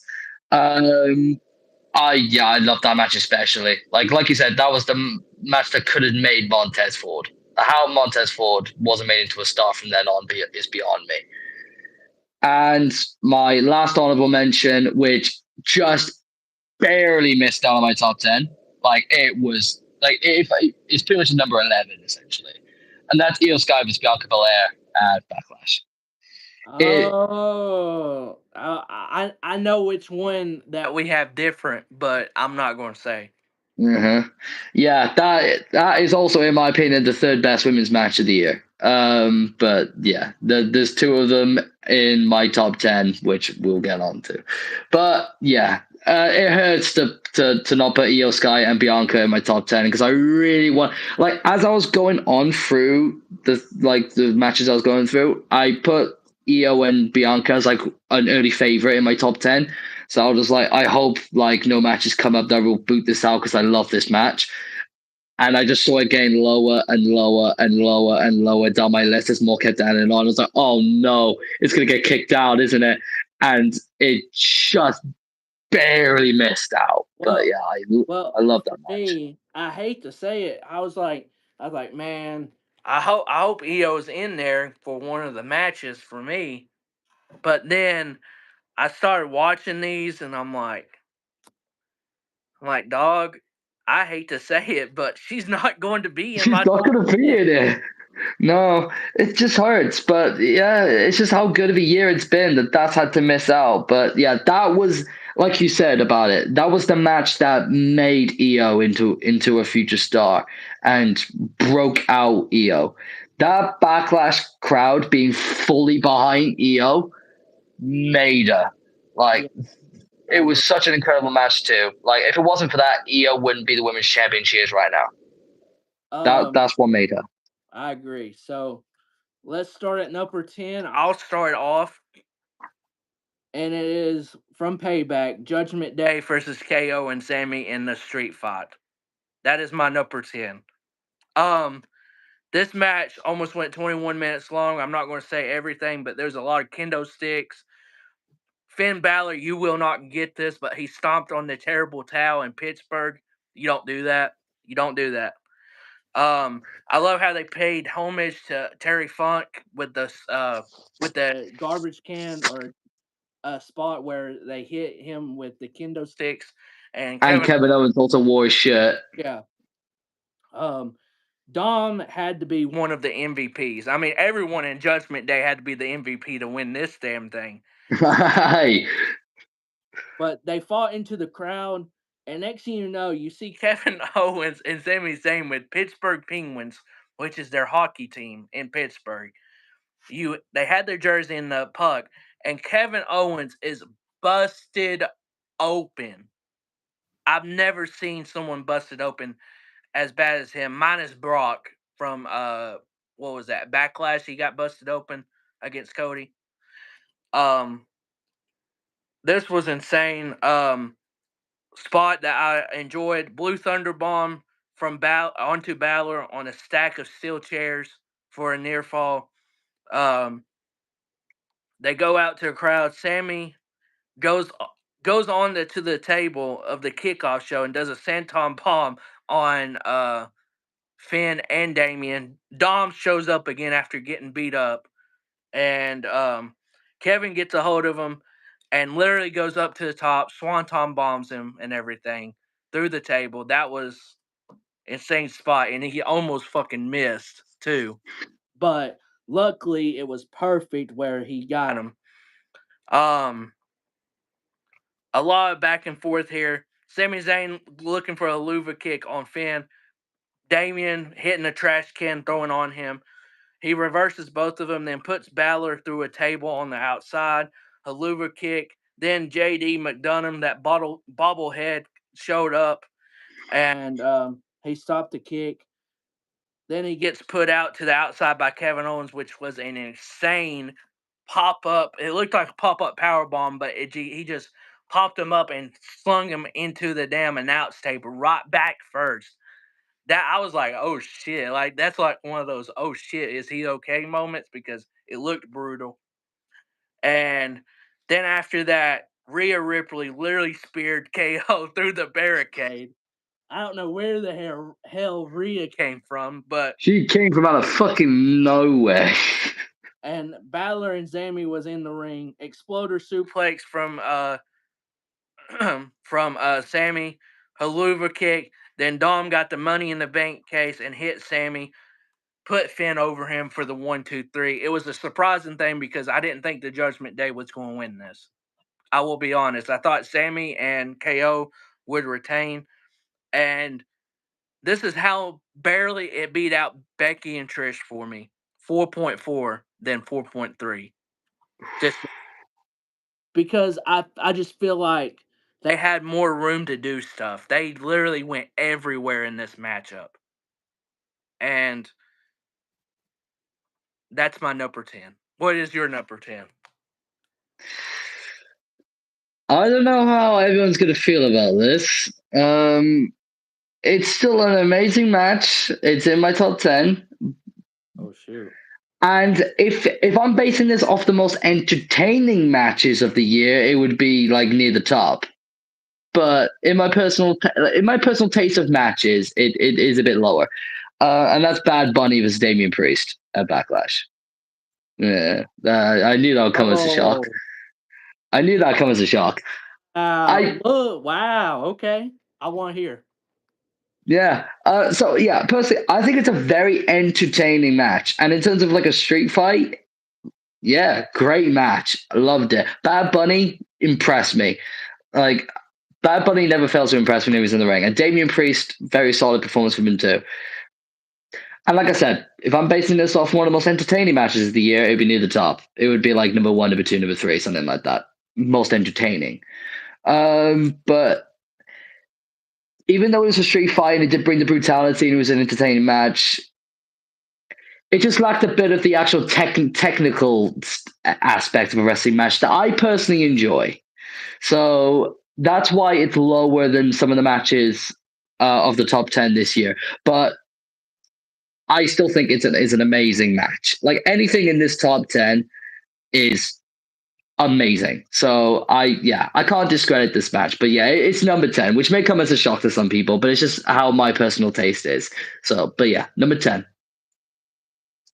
Fair enough. Fair enough. Um, my number 9 is actually one of your honorable mentions, so this is where we're going to differ. And it's Brock and Cody at SummerSlam. So this went about 17 minutes. You normally don't see Brock have a longer match than 12 minutes. So for this to be over like 17 minutes is kind of crazy to me, but also cool to see him actually want to work with somebody. Um, and one of the main reasons I put this at 9, it was the best match out of the ones, and it just had a lot of good stuff to it to me.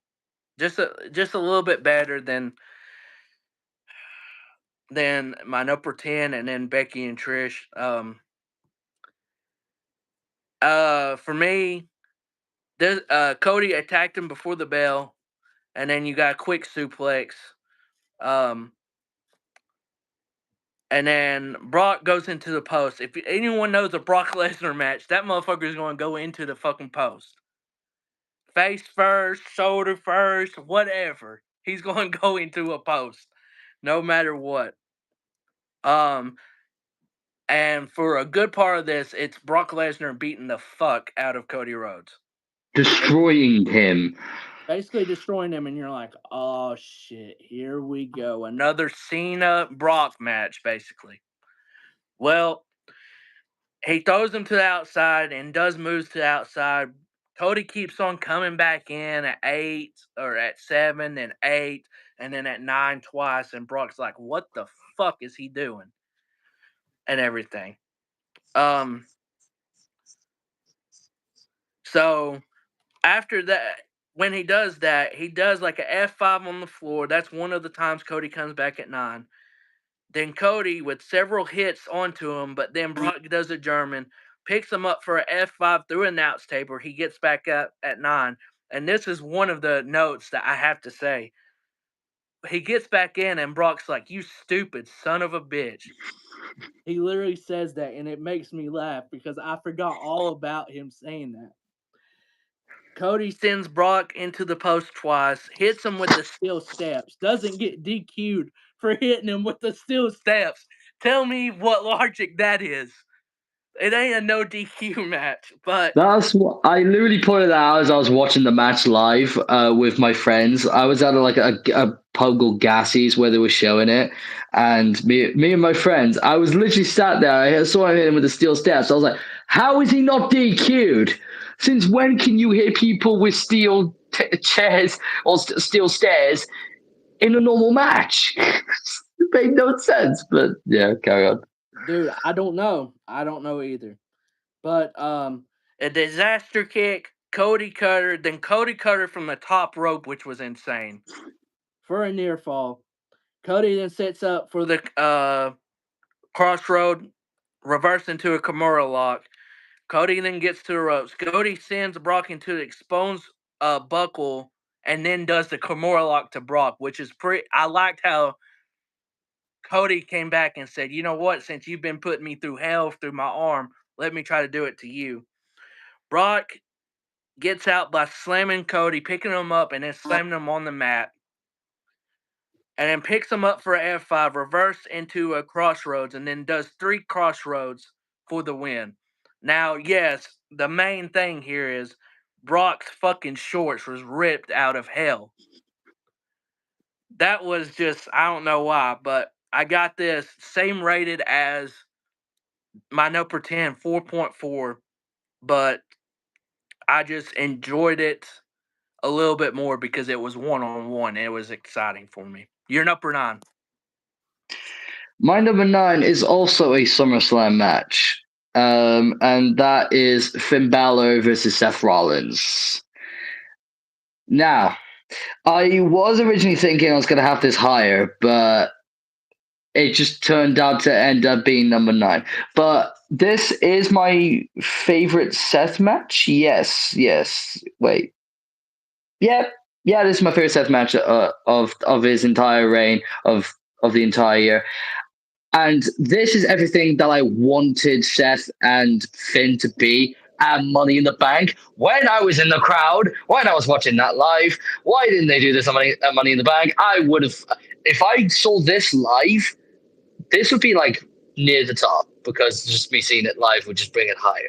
But hey ho. But yeah, this is literally everything that I wanted Finn and Seth to be. And just everything from the mind games that Finn played with the 7 on his shoulder, like representing the shoulder he had surgery on due to the match that he had 7 years prior.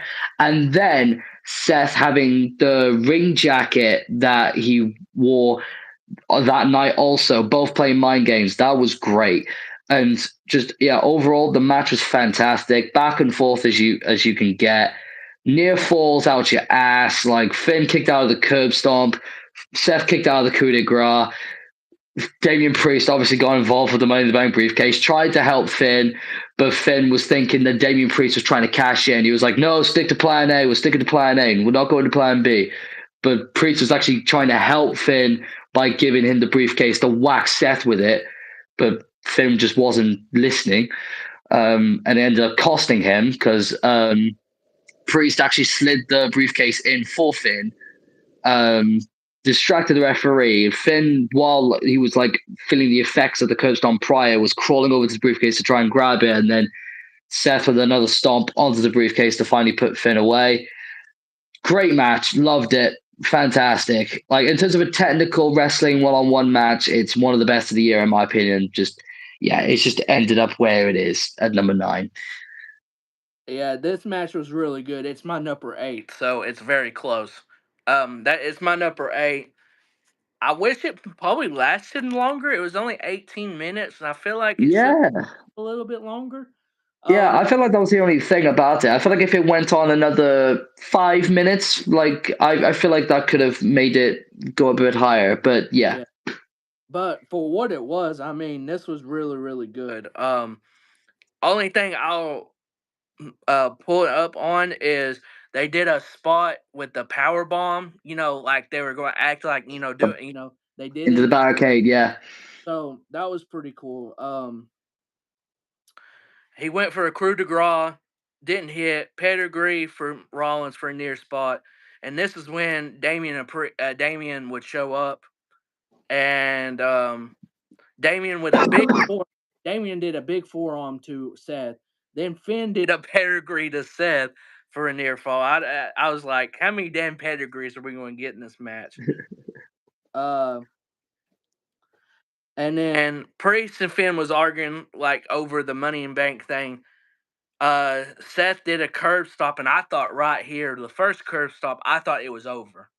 I thought it was over, so and I did was I. like, oh, when he kicked out, I said, oh shoot. Finn may actually have a chance here. That's literally what I thought. When Finn kicked out at the first coast, I was like, oh shit, Finn may actually win Yeah, this. yeah, I was thinking too. I was like, damn, my prediction might have been wrong with Seth retaining. Well, then Dom was out there. Seth curb stopped Dom. Finn did a sling blade, drop kick, coup de grace for a near fall. When he did the coup de grace for a near fall, I said, oh fuck. I was like, yep, Seth's retaining. And this is when you were talking about trying to get with the Money in the Bank case. I don't know why Finn was confused. I think Damian had his. I think Damian was trying to be in the good, good rents of doing that, and Finn wasn't buying it, and it cost him with the curb stomp on the case, and that was it. Um, I got this as a 4.5, and that would be my number 8. Very good match, like you said, but these matches in front of it, you'll understand. You'll understand. Yeah, you'll understand, guys. My number 8 is a match in your honorable mentions. Becky Lynch versus Trish Stratus, the steel cage match at Payback. This is in my top 10 A lot of it is due to the fact that it's a steel cage match, and it's one of the best steel cage matches I've ever watched in my entire life, and it's one of the only steel cage matches I've thoroughly enjoyed. But it's not just that; it is genuinely an incredible women's match, and one of my favorite women's matches in recent memory as well. So, but just the fact that you can keep me as a fan, because I'm someone who doesn't enjoy steel cage matches. I will just put that out right. Steel cage is one of my least favorite match types because I find that steel cage most of the time limits what the superstars can do. Exactly. Yep. Like it's very different to something like Hell in a Cell. Like Hell in a Cell, you can still do a lot of Hell in a Cell. Steel cage, I feel like you can only do so much. But what Becky and Trish did in that match, they just constantly did shit that I never thought they'd be able to do in a steel cage match. And some of the spots they did, I thought they would never do, and just they absolutely killed it. Like you ran through all the spots in the match, like it was utterly madness. The superplex spot, I went out of my mind for. I have no idea how that didn't end the match. When Trish kicked out of that, I was like, "Oh my word! How in the fuck is this match not over?" But yeah, just overall, and this just made me realize that I don't know if this is going to be Trish's last match. Probably is. If it is, then what a match to end it on. But Trish can still go. Trish can legitimately still go, and Becky is Becky. Like Becky's incredible. So yeah, it's my second favorite women's match of the year, and it gets number 8 for me. My number 7. Oh, dang! These two are literally just so close to each other. My 7 and 6, but my number 7 is Roman and Solo against the Usos at Money in the Bank. That's my number 7. No way, shame. I've legit the same number 7. The Usos versus Roman and Solo and Money in the Bank. Literally the same exact match. And I ain't gonna lie, it's so close to being my number 6. It's like almost you could reverse whichever one and it'd be all right. Um, this went 32 damn minutes, which is insane. And this is what I was talking about, and about Roman going 30 plus minutes. Um, the crowd at Money in the Bank with when it came to Roman and stuff like that was fantastic. It was fantastic. Didn't mean it was the crowd of the year. I hate to say it, but it was number 2 on the list. Y'all were a good Yeah, number 2 for Backlash. Backlash crowd fair is enough. the best crowd I Fair. think I've seen in forever.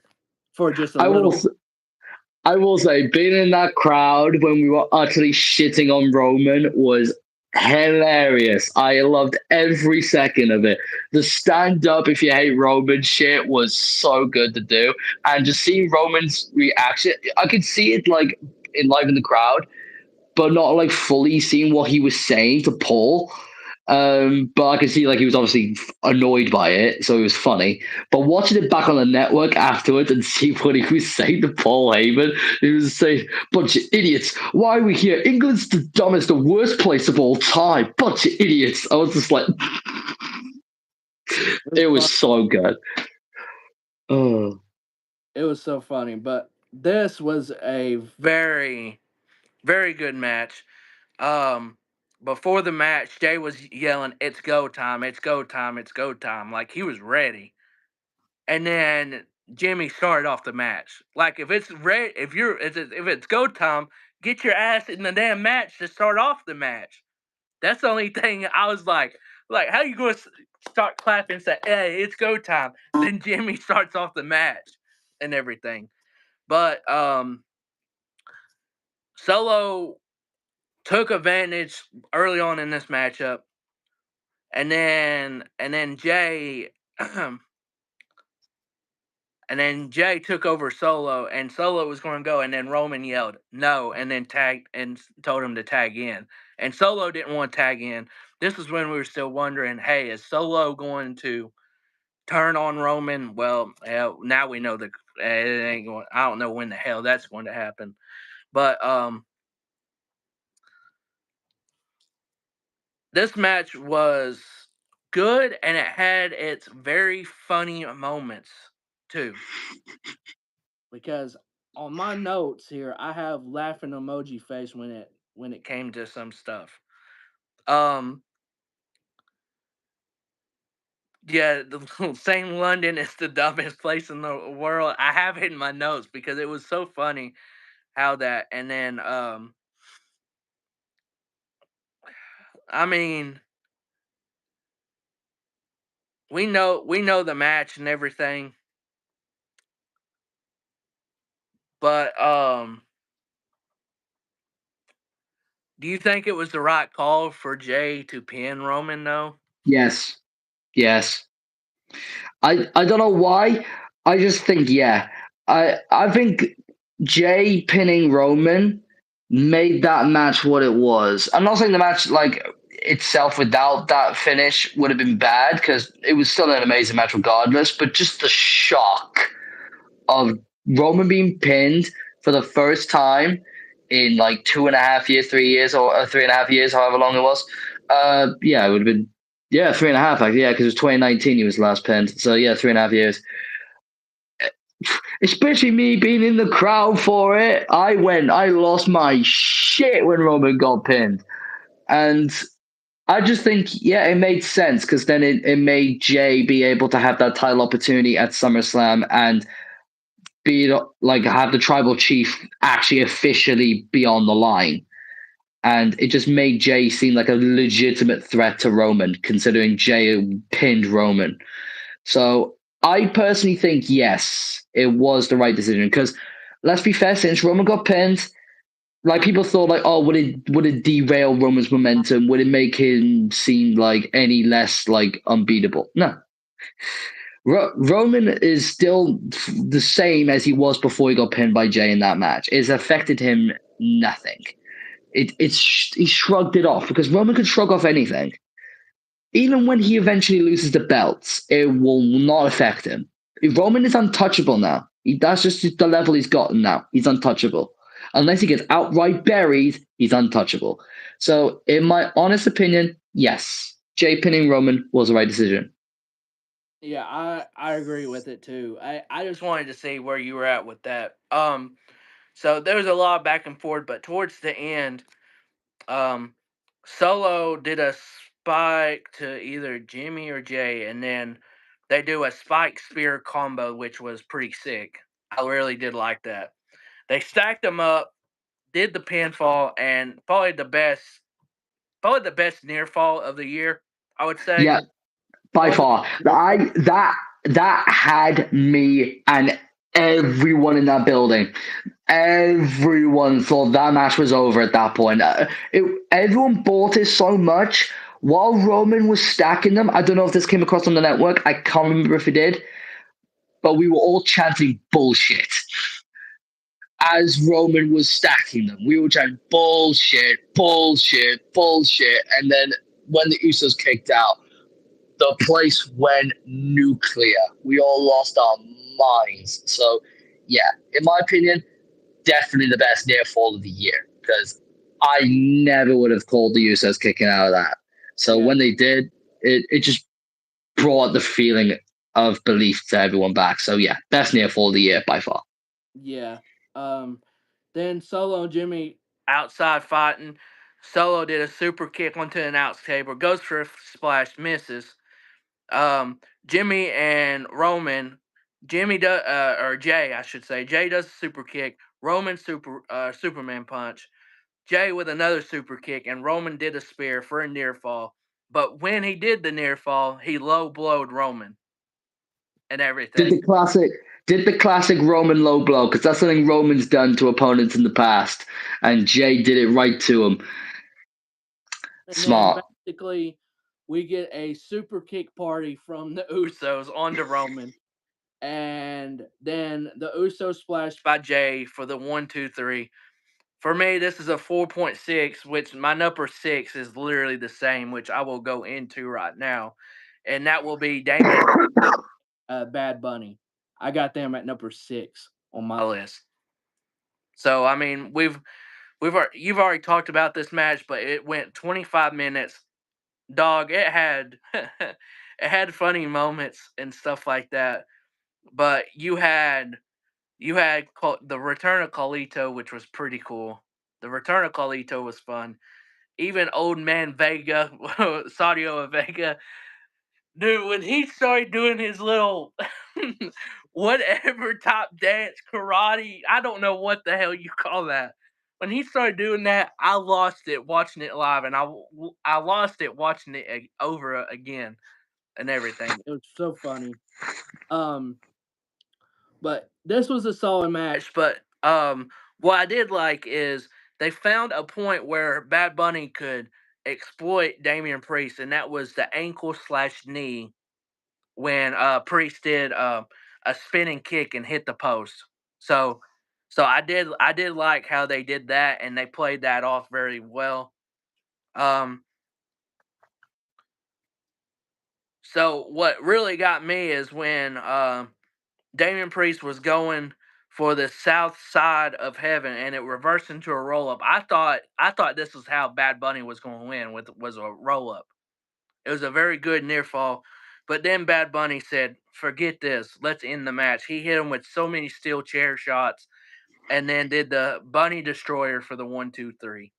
So that's my number 6 at the same 4.6 as the Usos and Roman and Solo. Yeah. Like I said, there was a lot of funny moments in there, and in terms of like the most I laughed during a match, that is definitely like one of the top. Like I said, when it comes to entertaining matches, definitely near the top. My number 6 is Cody Rhodes versus Roman Reigns at WrestleMania 39. Oh, you definitely have that match a lot higher. But yeah, it's at number 6 for me, and I Wow. don't know why. I don't know why I have it lower than some matches that I have higher. I can't really give a specific reason. It's just that I just, in my personal opinion, just preferred some matches better than this one. But it was still a fantastic match. It did deliver. Um, the only gripe I have with it is the finish. That's the only gripe I have with it, and that's probably why it's number 6. I just don't like the finish. Cody losing is not the problem here. It's the way he lost. I don't like the way like Solo just got involved, spiked him, and then Roman speared him and it was over. Because I mean, I get it. Like Roman's a heel, like the interference and all that. But I just feel like they could have come with a more creative way of having Cody lose rather than just Solo just showing up out of nowhere after he got ejected and then just spiking him and then the spear 1, 2, 3. That's the only gripe I have. But apart from that, fantastic match. I can't have a bad word about the match. Like Cody brought the belief.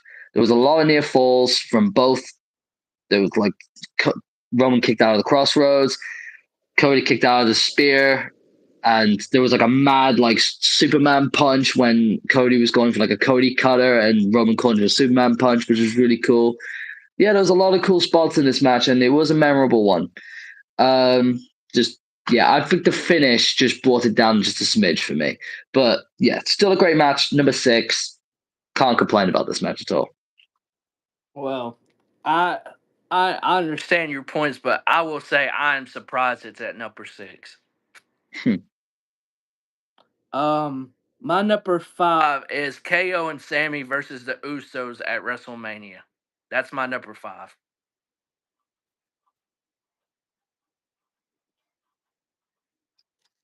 What? That is a huge shock for me. Oh boy. Oh boy. Oh boy. Oh boy. That's interesting. That is interesting indeed.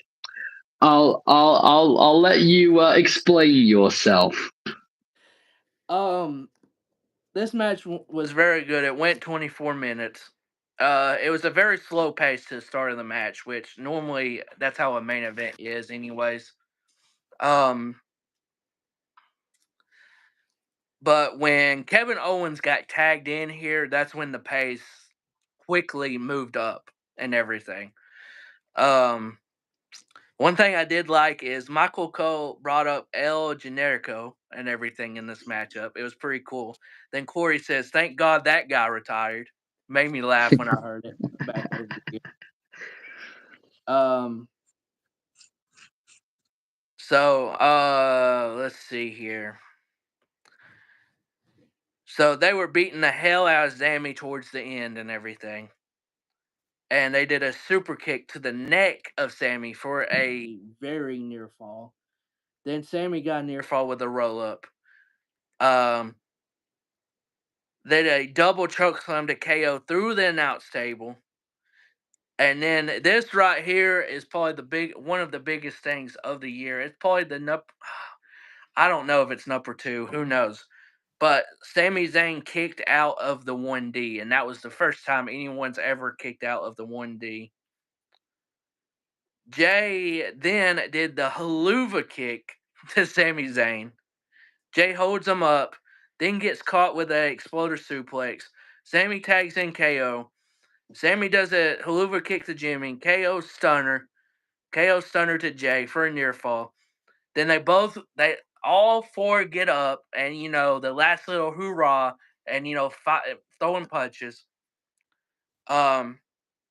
Usos take advantage with another super kick party, double Uso splash for a very near fall once again. Sammy stops the 1D from the second rope. KO with the second rope, how he picks up somebody and then drops them, from the top rope. Great move that Kevin Owens does. Tags in Sammy.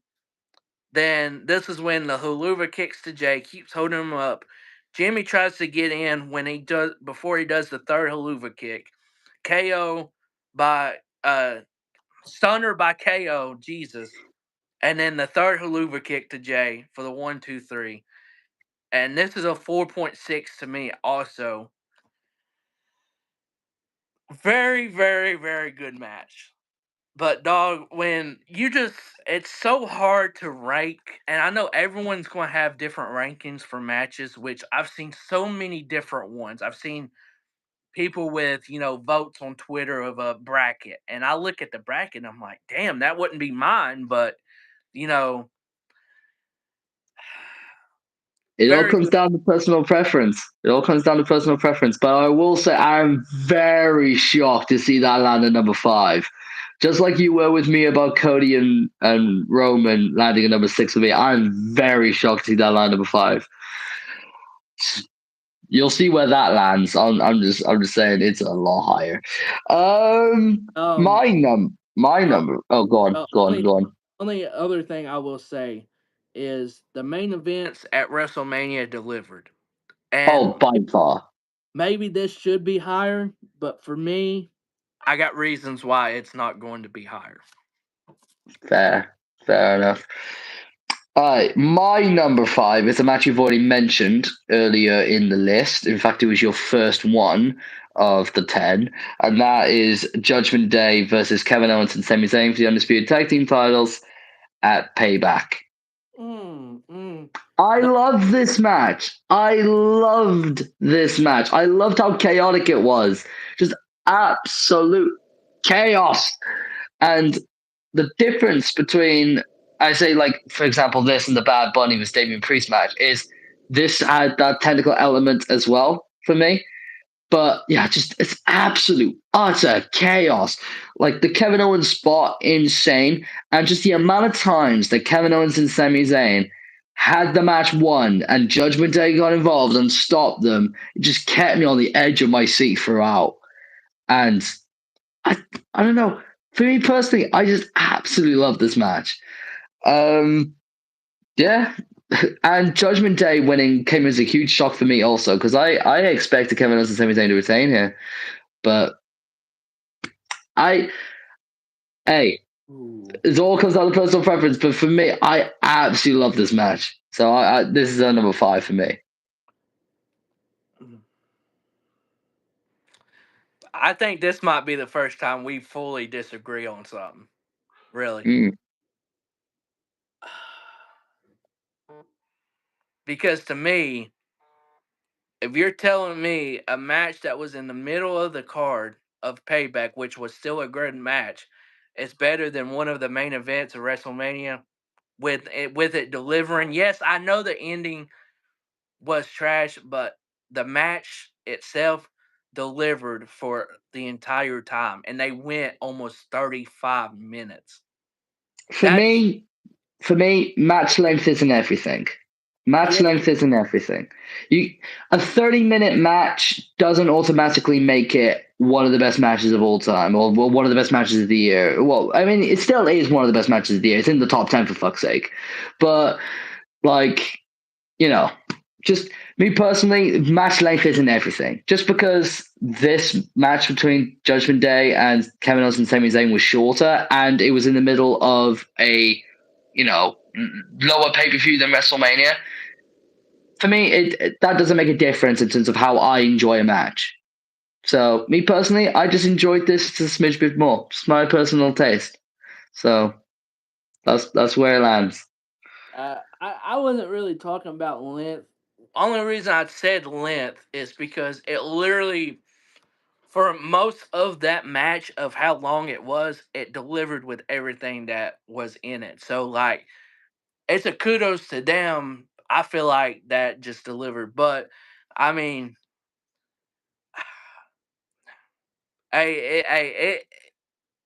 how I describe this? Oh my gosh, how do I describe this? Oh man, I don't know. I don't know.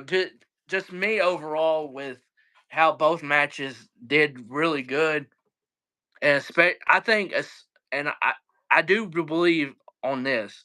If it's on a bigger stage of a bigger pay per view and you deliver, that helps me.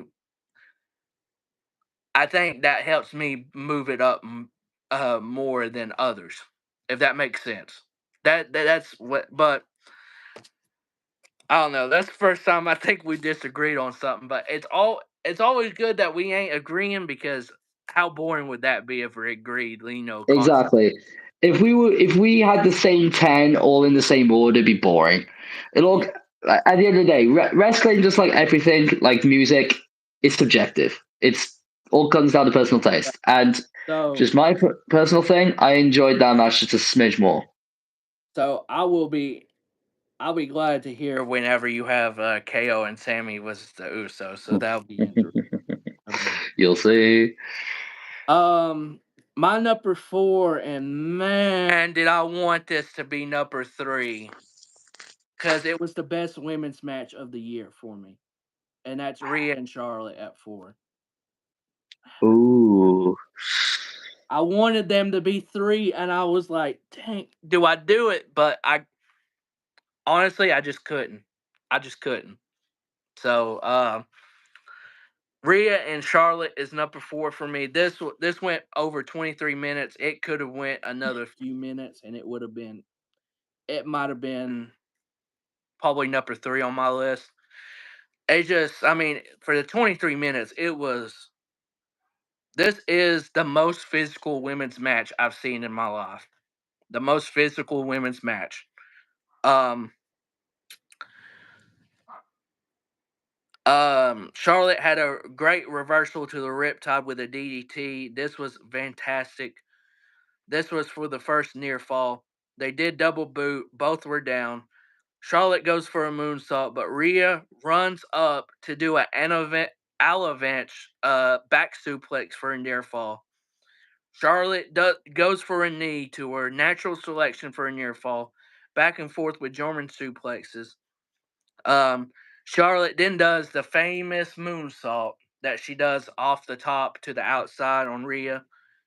Um, then after that, Charlotte almost hits the ref. Rhea headbutts, then goes for a riptide for a Roman Reigns 2.9 count. This was a very great near fall. And then she does the prison lock hold that she's got with the legs, which I love that hold that Rhea does. Charlotte then gets to the ropes. Rhea bumps into the referee, the female Jessica. I forget her other name, rest of the name. Charlotte then for a spear for a near fall, and then they're on the top rope, and Charlotte has her under control, or has control. Then Rhea hits her on the top post of the LED or the post, and then second rope riptide for the win. And this was very good. And you could tell afterwards, Charlotte was so proud of the match, even though she lost. That was one of the things I was like, you could really tell. And this gets a 4.7, and it's very close, but this is my number four. Well, I will tell you that my I won't say where it lands, but it's close. Number four for me. I so wanted this to be my top three. You have no idea how much I wanted it to be my top three. In fact, I wanted it to be in my top two when I first watched it. I so wanted to be in my top two, but it just lands a four, barely. This hurts. Sami Zayn was Roman Reigns Elimination Chamber. Absolutely love this match to death, and I'm so gutted it didn't reach my top three, but it I don't know why it just didn't. But I love this match. Everything about it. The crowd being fully behind Sammy, the hometown crowd, every little move he did on Roman, the crowd going insane and having belief behind Sammy, and then every time Roman getting the upper hand, it all went silent. Just it gave me goosebumps when I first watched it. Admittedly, I love the match. Um, I just think like it could have gone.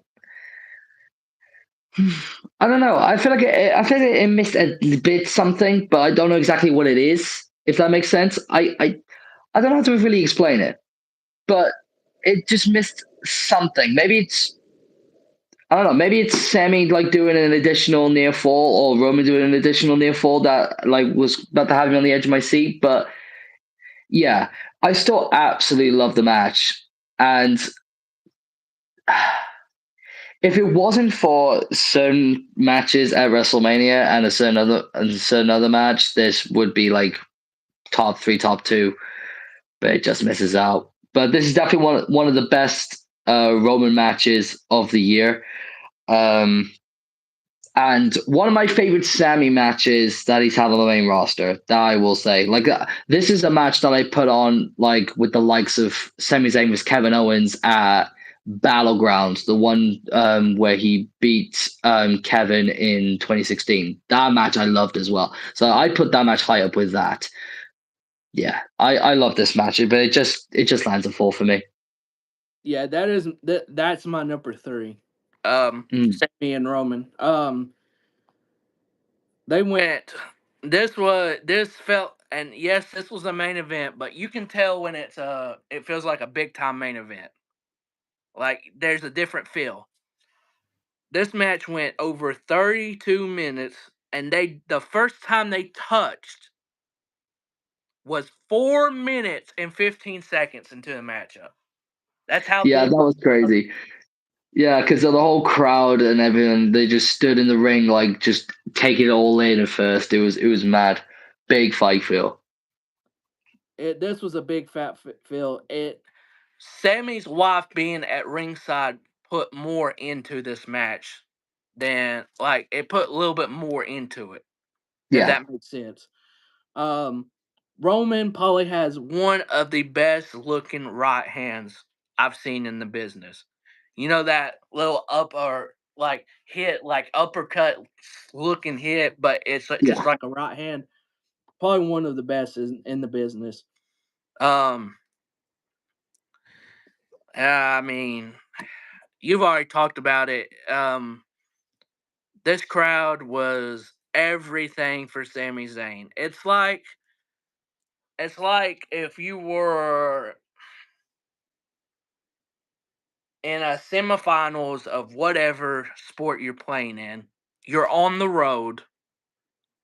You're one of the best teams on the road, and the crowd is hot for it, like hot for the game and everything. This is what it reminded me of. It's like Roman was. This was Roman's John Cena to ECW moment, a little bit. Don't like to compare things, but that's what it kind of felt like to a degree. Um,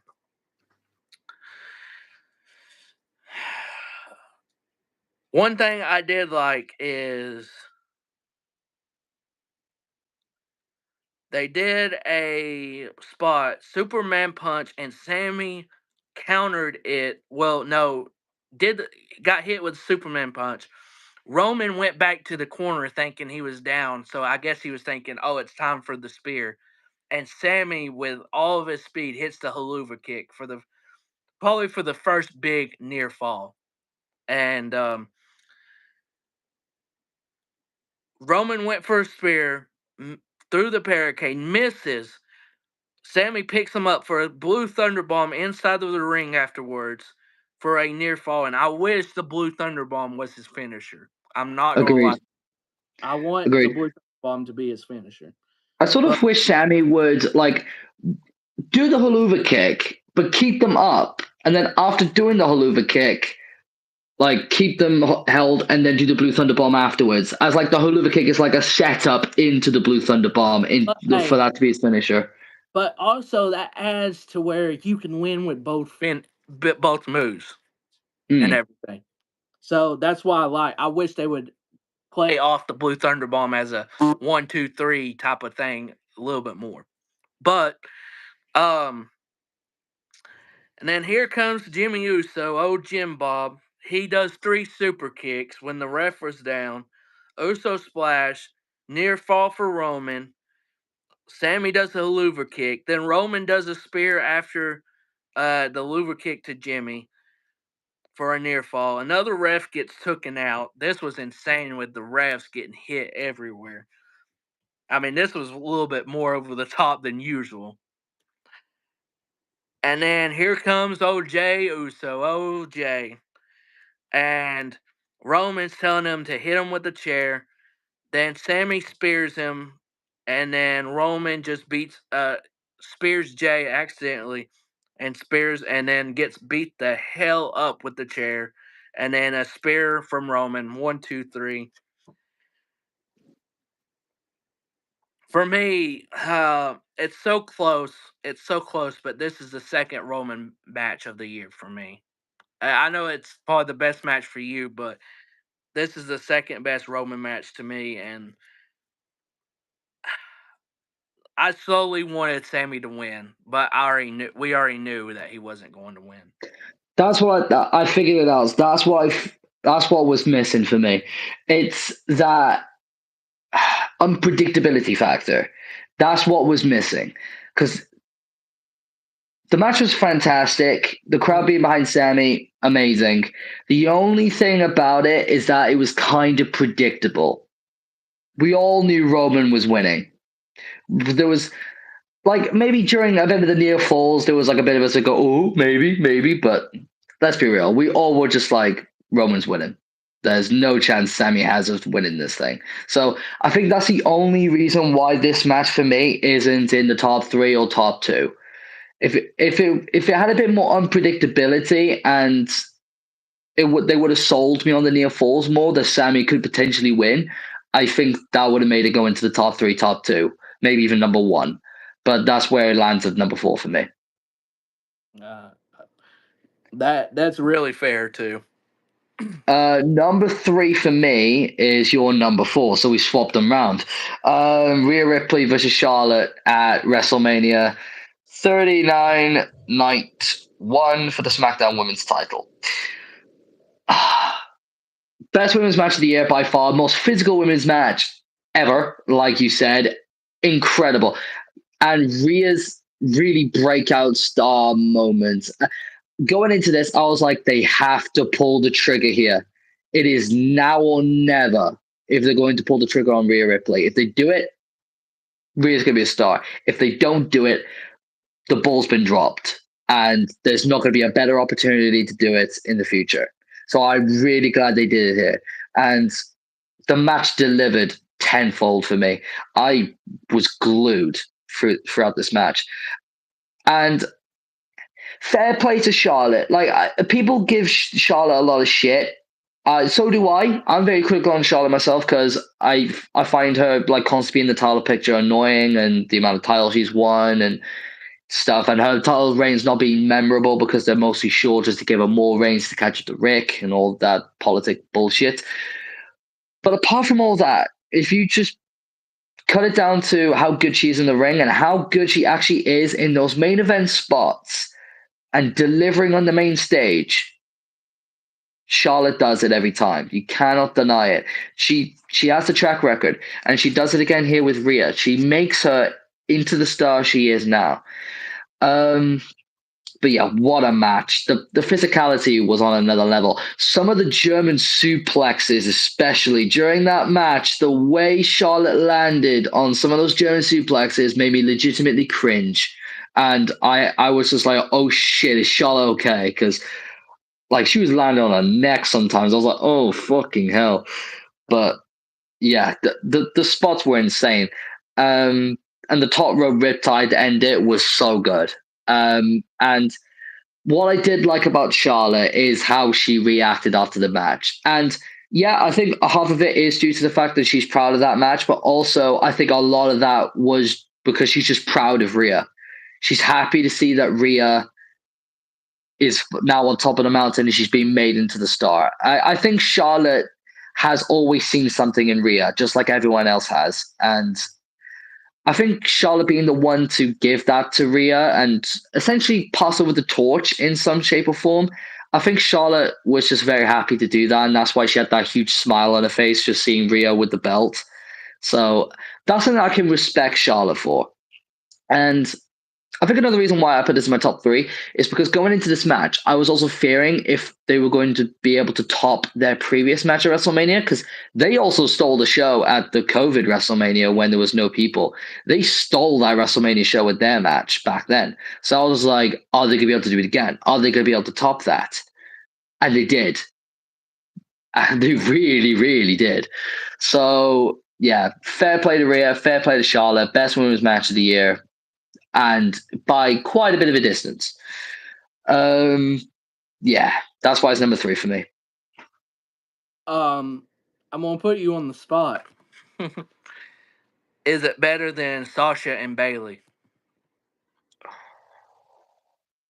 Oh, so no, no, no, no, nothing beats that match for me in terms of women's wrestling. Nothing beats that. But it's up there in terms of the best women's matches in WWE. For me, it's up there. I don't know exactly what number. I don't know if it's top five. Definitely top 10. I think. Don't know if it reaches top five necessarily, but it's up there in the top 10. I'd say so. Yeah. Okay. Okay. Um. Well, I mean, you already know my top two. Then, if you heard my list and all that. And both of them are WrestleMania. And ironically, my top two matches are also at WrestleMania, just two different matches. Well, one of them is the same, one of them is different. So, for me, I don't know where I'm going to put one or two. I still don't. But I will say this. Me, these for me, these are clear cut the best two matches. I already knew they were going to be in my top three before even rewatching it. So, hmm, Do you want me to go first? Because I think I have an idea of what my number one, number two to be. I sort of made up my mind in the last like 5 minutes. go ahead. So Go ahead. Go ahead. my number two is Drew McIntyre with Sheamus versus Gunther for the Intercontinental Championship at WrestleMania 39 Night 2. Like I said this before we got on air. And for the people who don't know, I went into this with my number one, number two being undecided. I know which two matches were going to be my top two. Hell, I knew they were going to be my top two when I first watched the matches. When they ended, I was just like, they're going to be in my top two, top three, easy. I don't see anything topping in those two matches for the rest of the year. And I was right. In my personal taste, nothing topped them two. But I went into this not knowing which one was going to be number one and which one was going to be number two. And I've literally just decided within the last 5 minutes that I've just decided McIntyre, Sheamus, and Gunther to be number two, barely. Barely. And there's a reason for this, which I'll get onto when I get into my number one, which now Tyler knows, and which you guys will probably know by now if you've worked it out. But if you want to talk about a fight, that's what this was. This wasn't a wrestling match. Oh no no no no no no no no no no no no no! This was a fight in every sense of the word. If you want to talk about physicality, you don't get any more physical than this match. In the first 5 minutes of this match, in the first couple minutes actually, they had welts on their chest. They had marks on them. It was madness. If I remember correctly, this match didn't actually go on for too long. It only went on for like, 15, 17 minutes, but it didn't need to be long because it was that like fast paced, like all action non-stop. It was madness. And yeah, there's two types of matches that I absolutely love. One, a technical masterpiece or like a storyline telling match with a great story behind it, or an absolute all-out fight. And the reason why Sheamus and Gunther was number one for me last year was because it was just an all-out fucking fight. And it's the same for this too, but it just misses our number one because of a reason I'll get into when I get to my number one. But yeah, this match was incredible. And one of the best Intercontinental Championship matches in recent history, especially at WrestleMania. One of the best Intercontinental Championship matches at WrestleMania, arguably, I would say, of all time. I know that's a bold thing to say, but I would arguably say of all time. But this was the perfect trio matching of Gunther, Sheamus, and McIntyre. Pair these three together, you were bound to get this. What we got, it was just destined. So, and it was a bit of an unpredictability factor in this too, because we went into this not knowing if Gunther was going to walk out still champion or Sheamus was going to win the belt. It was between those two. We sort of knew Drew McIntyre wasn't winning, although there was still a bit of unpredictability factor with Drew McIntyre. But we had a feeling it was either going to be Gunther or Sheamus, but we didn't know which one it was going to be. But Gunther walking out still champion, and I do still think that was the right decision because Gunther has gone on to have an incredible reign even since then. Do I maybe think in the back of my mind, Sheamus could have won the belt and could have won his first Intercontinental Championship? It would have been an amazing moment, yeah. But I do think Gunther's reign since has made up for that, and I think it's the right decision. But yeah, absolutely incredible match. I could watch this match over and over and over and over again, and I would not get bored. It's that good. So yeah, that it lands at number two, but just fucking barely. Oh, you can talk about your number one since we. Oh, you want me to go on to my number one before you go on to your number two, number one? All right, number one. This should be pretty obvious by now if you guys were just working out. But it is one that Tyler mentioned earlier, which you saw my face when I saw that he put this at number 5. I think he put it there. You saw my face. This is why it's my number one. Sami Zayn and Kevin Owens versus the Usos for the undisputed tag team titles at WrestleMania 39 Night 1, the main event. This had everything in a wrestling match that I personally love. It had the best storyline going into WrestleMania with the whole bloodline stuff. It had the best storyline going into WrestleMania, which is why it main evented Night 1. People were saying, why didn't Charlotte and Rhea main event over this match? And I'm just like, because it has the best storyline. As good as Charlotte and Rhea was, yes, just the Usos and Sakeo and Sami had a much more interesting storyline. And that's why it main evented. And just seeing the tag team titles main event at WrestleMania, it's unheard of. It's unseen. So just that alone was mind-boggling to me. So just seeing that was mad. And the match was back and forth, near falls after near falls. Sami Zayn kicking out of the 1D, I will always remember. And the line that Cole said, Sami Zayn kicked out of the 1D. No one has ever kicked out of the 1D. Like, that to me, second best near fall of the entire year, because kicking out of the 1D, I thought no one was ever going to do it. And not just that near fall either, just every near fall in that match. KO kicking out of the double Uso splash too. That had me.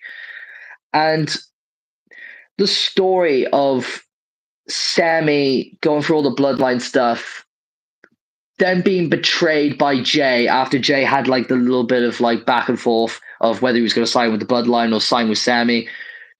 Jay siding with the bloodline in the end. Wait, so let me just do something there. So that had the whole like Sammy and Jay thing going on, and the feeling of Sammy being the one to pin Jay to win the belts, there was just something so poetic about it. And the way the finish was, the three haluva kicks at the end, and Sammy holding on to Jay, sort of like how he beat Kevin at Battleground in 2016. That was exactly the way Sammy did it to Kevin, except it was two haluva kicks, all three. Like Sammy haluva kicked Kevin once, held him, and then was held him close, stared him for a while, and then thrown him back in the corner, did a second one to beat Kevin. Did the same thing to Jay here, did it 3 times.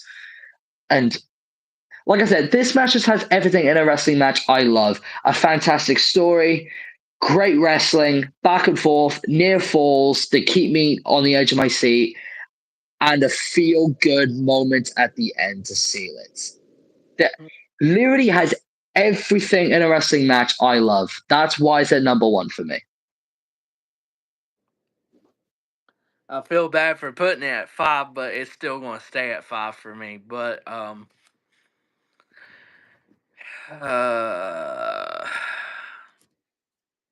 do you think I figured out my 1 and 2? Not really, but I'm gonna go with it. Of course, my final 2 matches are the triple threat that you've already talked about. That's number 2 on your list, and then Roman and Cody for me. So I just talk about it. I've already talked about Roman and Cody. For me, they went a long distance and they kept the match fresh and entertaining throughout that process. For me, for a longer match to keep me interested like that, to me, that's a little bit harder on the performers. So for them to do that, even though it's Roman and Cody, that's still a big heads up to me. The only downfall I will say is the ending. Only downfall I will say about the triple threat is even though it was still a perfect length, I wish it went a little bit longer. Longer. Yeah. Maybe to I the 20-minute mark, which would have been only like 3 minutes and 30 seconds. Just a little bit longer. Just a little bit longer. that's wait. Oh, we lost connection for a little bit. Oh, there we go. We're back. But yeah, that's why it's at number two, because I feel like it could have gone a bit longer. And also, I think the difference between the tag team match and this match is, like I said, the tag team match had everything I love in a wrestling match, including a story and a feel good moment at the end. It had everything, so I think that's the difference. It had more of a story with the tag team match rather than the triple threat, which didn't really have a story. It just was all out brutality. Didn't really have a story behind it, just utter brutality, which I still love. But the tag team match just had everything I love in a wrestling match, and that's why it's number one. But yeah, continue. So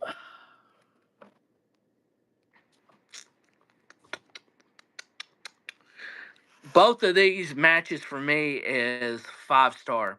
These are my only 2 5-star matches I've had of the year because they were so good for me personally, and I just liked everything about it, minus the stuff I've already said. But with my number 2, I hate even putting one of these at number 2. I'm not gonna lie to you. So did I. So did I. You gotta make a decision.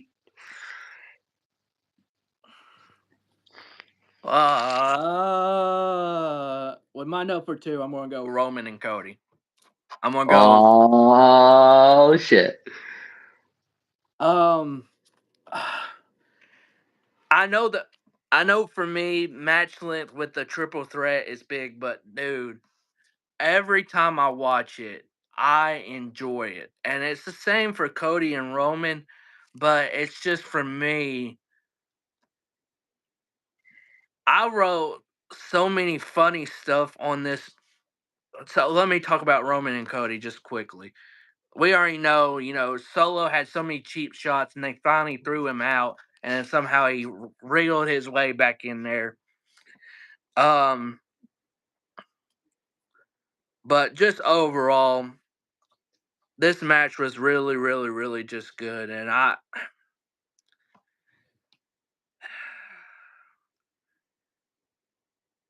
to this day, I still think Roman retaining is the right move.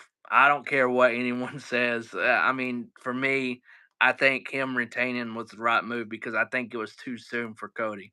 That's how I feel. But um, like I said, for them to go that long and for me to still be interested throughout the because you know how some matches have some moments like for a couple minutes, it's like and it's just like there's like dead stuff like during the match, like dead space or air where they're not doing much. But for me, they just kept on doing stuff, and it's just number two on my list and everything. But Gunther, Sheamus, and Drew is number one, and Titus O'Neil on commentary was hilarious. That was my number one note, my first note in this match. Chop after chop after chop after chop. The most physical match all year, easily to me. Um, there was a moment where Sheamus and Drew, Sheamus had Gunther with the beats, and Drew was chopping him, so he got beats and chops, and this was so fucking funny, even though it's not funny. It was just so funny, and Michael Cole said this might be one of the best things he's ever seen while laughing, which was hilarious and everything. Um, and then later on, Sheamus gets Drew for the beats and did 28 beats to Drew. 28. And the last one smacked him in the face because Gunter went like down like quite early when Sheamus was doing the last one, so he absolutely clobbered him on the face on the way down. I was just like, "Oh, ouch, that was stiff." And after that, Michael Cole says, I can't believe I'm standing up for them beating the hell out of each other. And then the first near fall in this match happened halfway through the match, which was insane because normally with a triple threat, it'll be a little bit quicker than that. So there's a belly to belly from Drew to Sheamus onto Gunther in the corner.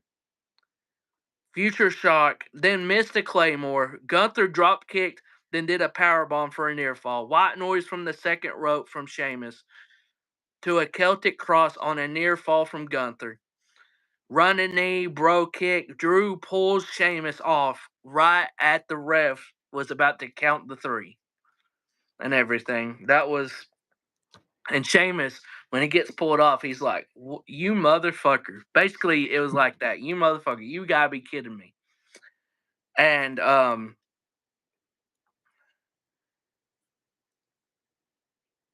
then let's see here. I'm lost my spot here. Drew and Sheamus is going after it.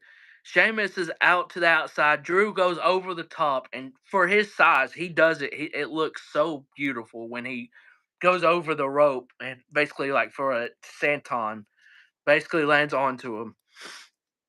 Claymore reverts into a bro kick for a very near fall, and then Sheamus picks up Drew and then Drew gets thrown off the ropes and does the Claymore. And this was another near fall. This was amazing. This is why this has to be my number one. Just overall, if this match went a little bit longer, it wouldn't even. I think it would be my number one easily overall. Mm.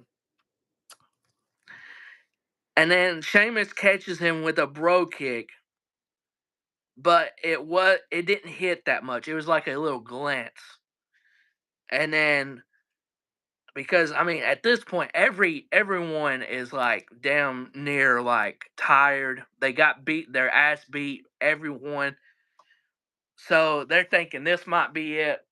Sheamus covers him 1, 2, and then Gunther literally does the big splash on the both guys, and this is where the ending goes, where Gunther does the power bomb to Sheamus right onto Drew's like neck or back, and then power bomb onto Drew for the 1, 2, 3. Yes, it was unpredictable, and I also think in the match it made me believe, oh damn, Drew might win. It had me thinking Drew could potentially win in this match. So it made it more unpredictable for me.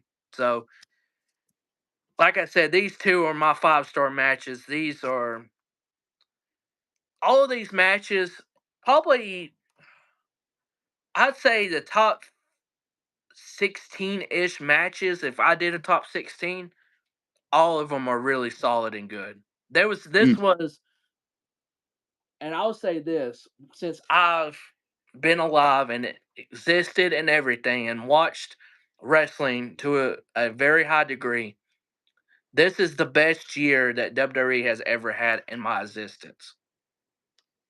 Yeah, Just, I agree. just In terms overall. in terms of overall like match quality, like throughout the entire year, yeah, this is definitely the best year WWE's ever had. Because this was damn near impossible to like rank. Like we did it, but bloody hell was it difficult. And there's a lot of amazing matches that had to miss out, which is unfortunate. And some really, really, really amazing matches that we wanted to rank higher, but we just couldn't. It's just one of those things. That's how good of a year 2023 was for WWE.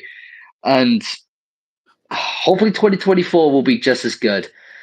I'm hoping. I'm really hoping. I'm hoping we get. I'm hoping we get a match of the year candidate at the Royal Rumble already.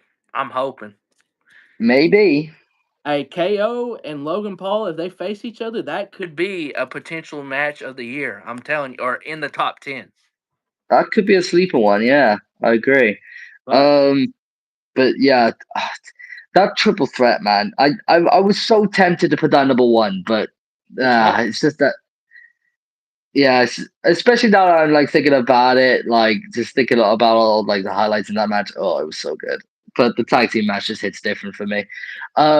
But yeah, that triple threat was insane. That splash spot from Gunter had me like because like oh, it was like Sheamus bro kicked Drew, wasn't it? And then the splash, or was it Drew Claymore Sheamus?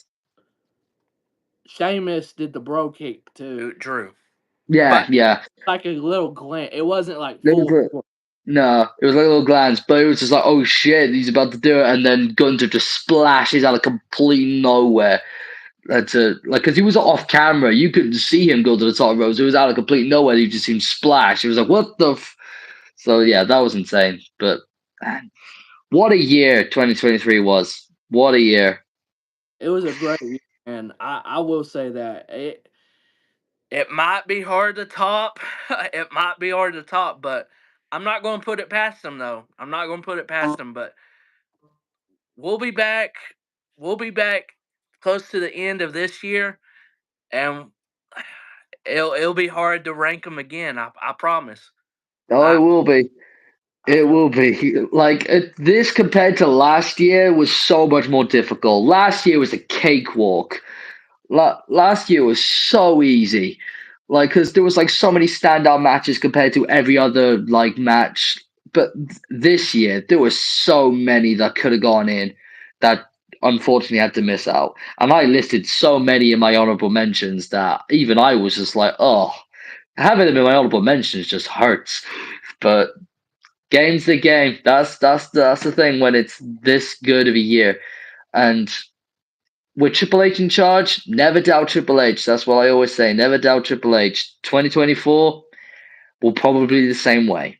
And That's that's right. good as a wrestling fan. That is very good. Very good. Can't wait for 2024. Um, but man, this has been a long podcast. But I told you I was writing down notes. I'll be doing that next year too. That's Oh just how yeah. I'm very thorough when it comes to doing this, and because I told myself when I didn't really do it with 2022 that much, I was like, okay, 2023 when I do the top 10 lists, I said you're going to see a big list of stuff and everything. So what a year it was! 2024 probably going to be the same. Ah, but I've talked too much. I feel like I've talked too much, and it's just me and you. But I hope you guys enjoy this and everything. A long, how long? I don't know, too damn long. I have to see when I end it and everything. It'll show me. It's been over 2 hours. That much I know. It's been over 2 hours. Um, what one thing I do want to talk about, since it has been a while and a lot has happened. Liverpool, baby, we are top of the league. Top of the league. Liverpool, top of the league. For now, for now. But we are number one in the Premier League at this moment in time. Raise those ones up. Raise those ones. We are top of the league. Yeah, it's been a mad few weeks to say the least. Arsenal have been messing up their past couple of games, which has put us first, which is really good. We've had a couple of shaky results, like the 0-0 draw against Manchester United. That was bad. We should have beat Manchester United, but apart from that, we've been really solid. And we just recently just beat Newcastle to start off the new year. And people are crying, people are crying, people are crying because of a penalty instant that Jota died for. Was it a dive? Probably. Do I think it was a pen? No. But Jota had an empty net that he could have kicked it in anyway. So I don't care. And we had the game won before that even happened. We were 3-2 up anyway. So what does it matter? Newcastle didn't offer anything besides one chance that Isak had that scored. And they scored from a corner for the second one, which is the lucky corner. So yeah, I don't care. We won. That's all that matters. 3 points. We're still top of the league. And now we're top of the league by 5 points ahead of, no, three, not five. 5 points ahead of Arsenal. Man City do have a game in hand over us, though. And if they do win their game in hand, they're only 2 points behind us. So we do have to watch out for Man City, as always. Arsenal are messing up. We just need Man City to slip up now. And the main worry is that going into January, we are going to be without Mohamed Salah. We're going to be without Wataru Endo. But Salah is the main miss because Salah is going to be off to Egypt, to AFCON, to do international tournament for there. So yeah, it is unfortunate we're going to be without Salah for at least a month. How that's going to affect our games in January and how we're going to win them without him, we're going to have to wait and see. The likes of Jota, the likes of Diaz, the likes of Nunez, the likes of Gakpo are going to have to step up. It's literally now. You're going to have to step up, especially Nunez. I'm especially talking about Nunez because I love the man. He's great when it comes to finding the chances and getting himself in those positions, but when it comes to putting the ball in the back of the net, my word, I could do better. No, I'm taking the piss. I really couldn't. I Premier League, I do shit, but you know what I mean. Like he needs to be more clinical. Like for example, Isak for Newcastle. Like Newcastle only had one clear cut chance with Isak, and he scored it. Nunez in that one game against Newcastle had about 4 or 5 that I think he should have scored, and he didn't score any of them. That's the difference. We need someone who's clinical. We need a clinical striker, and Nunes can do that. It's just that he just doesn't do it consistently enough. The mad thing is with Nunes, he can score a goal from a very difficult chance that you think, oh, he's probably not going to score that. Like, and then when he does it, it's like, oh, what a finish, what a goal! Like, how did he do that? Like, he could do stuff like that.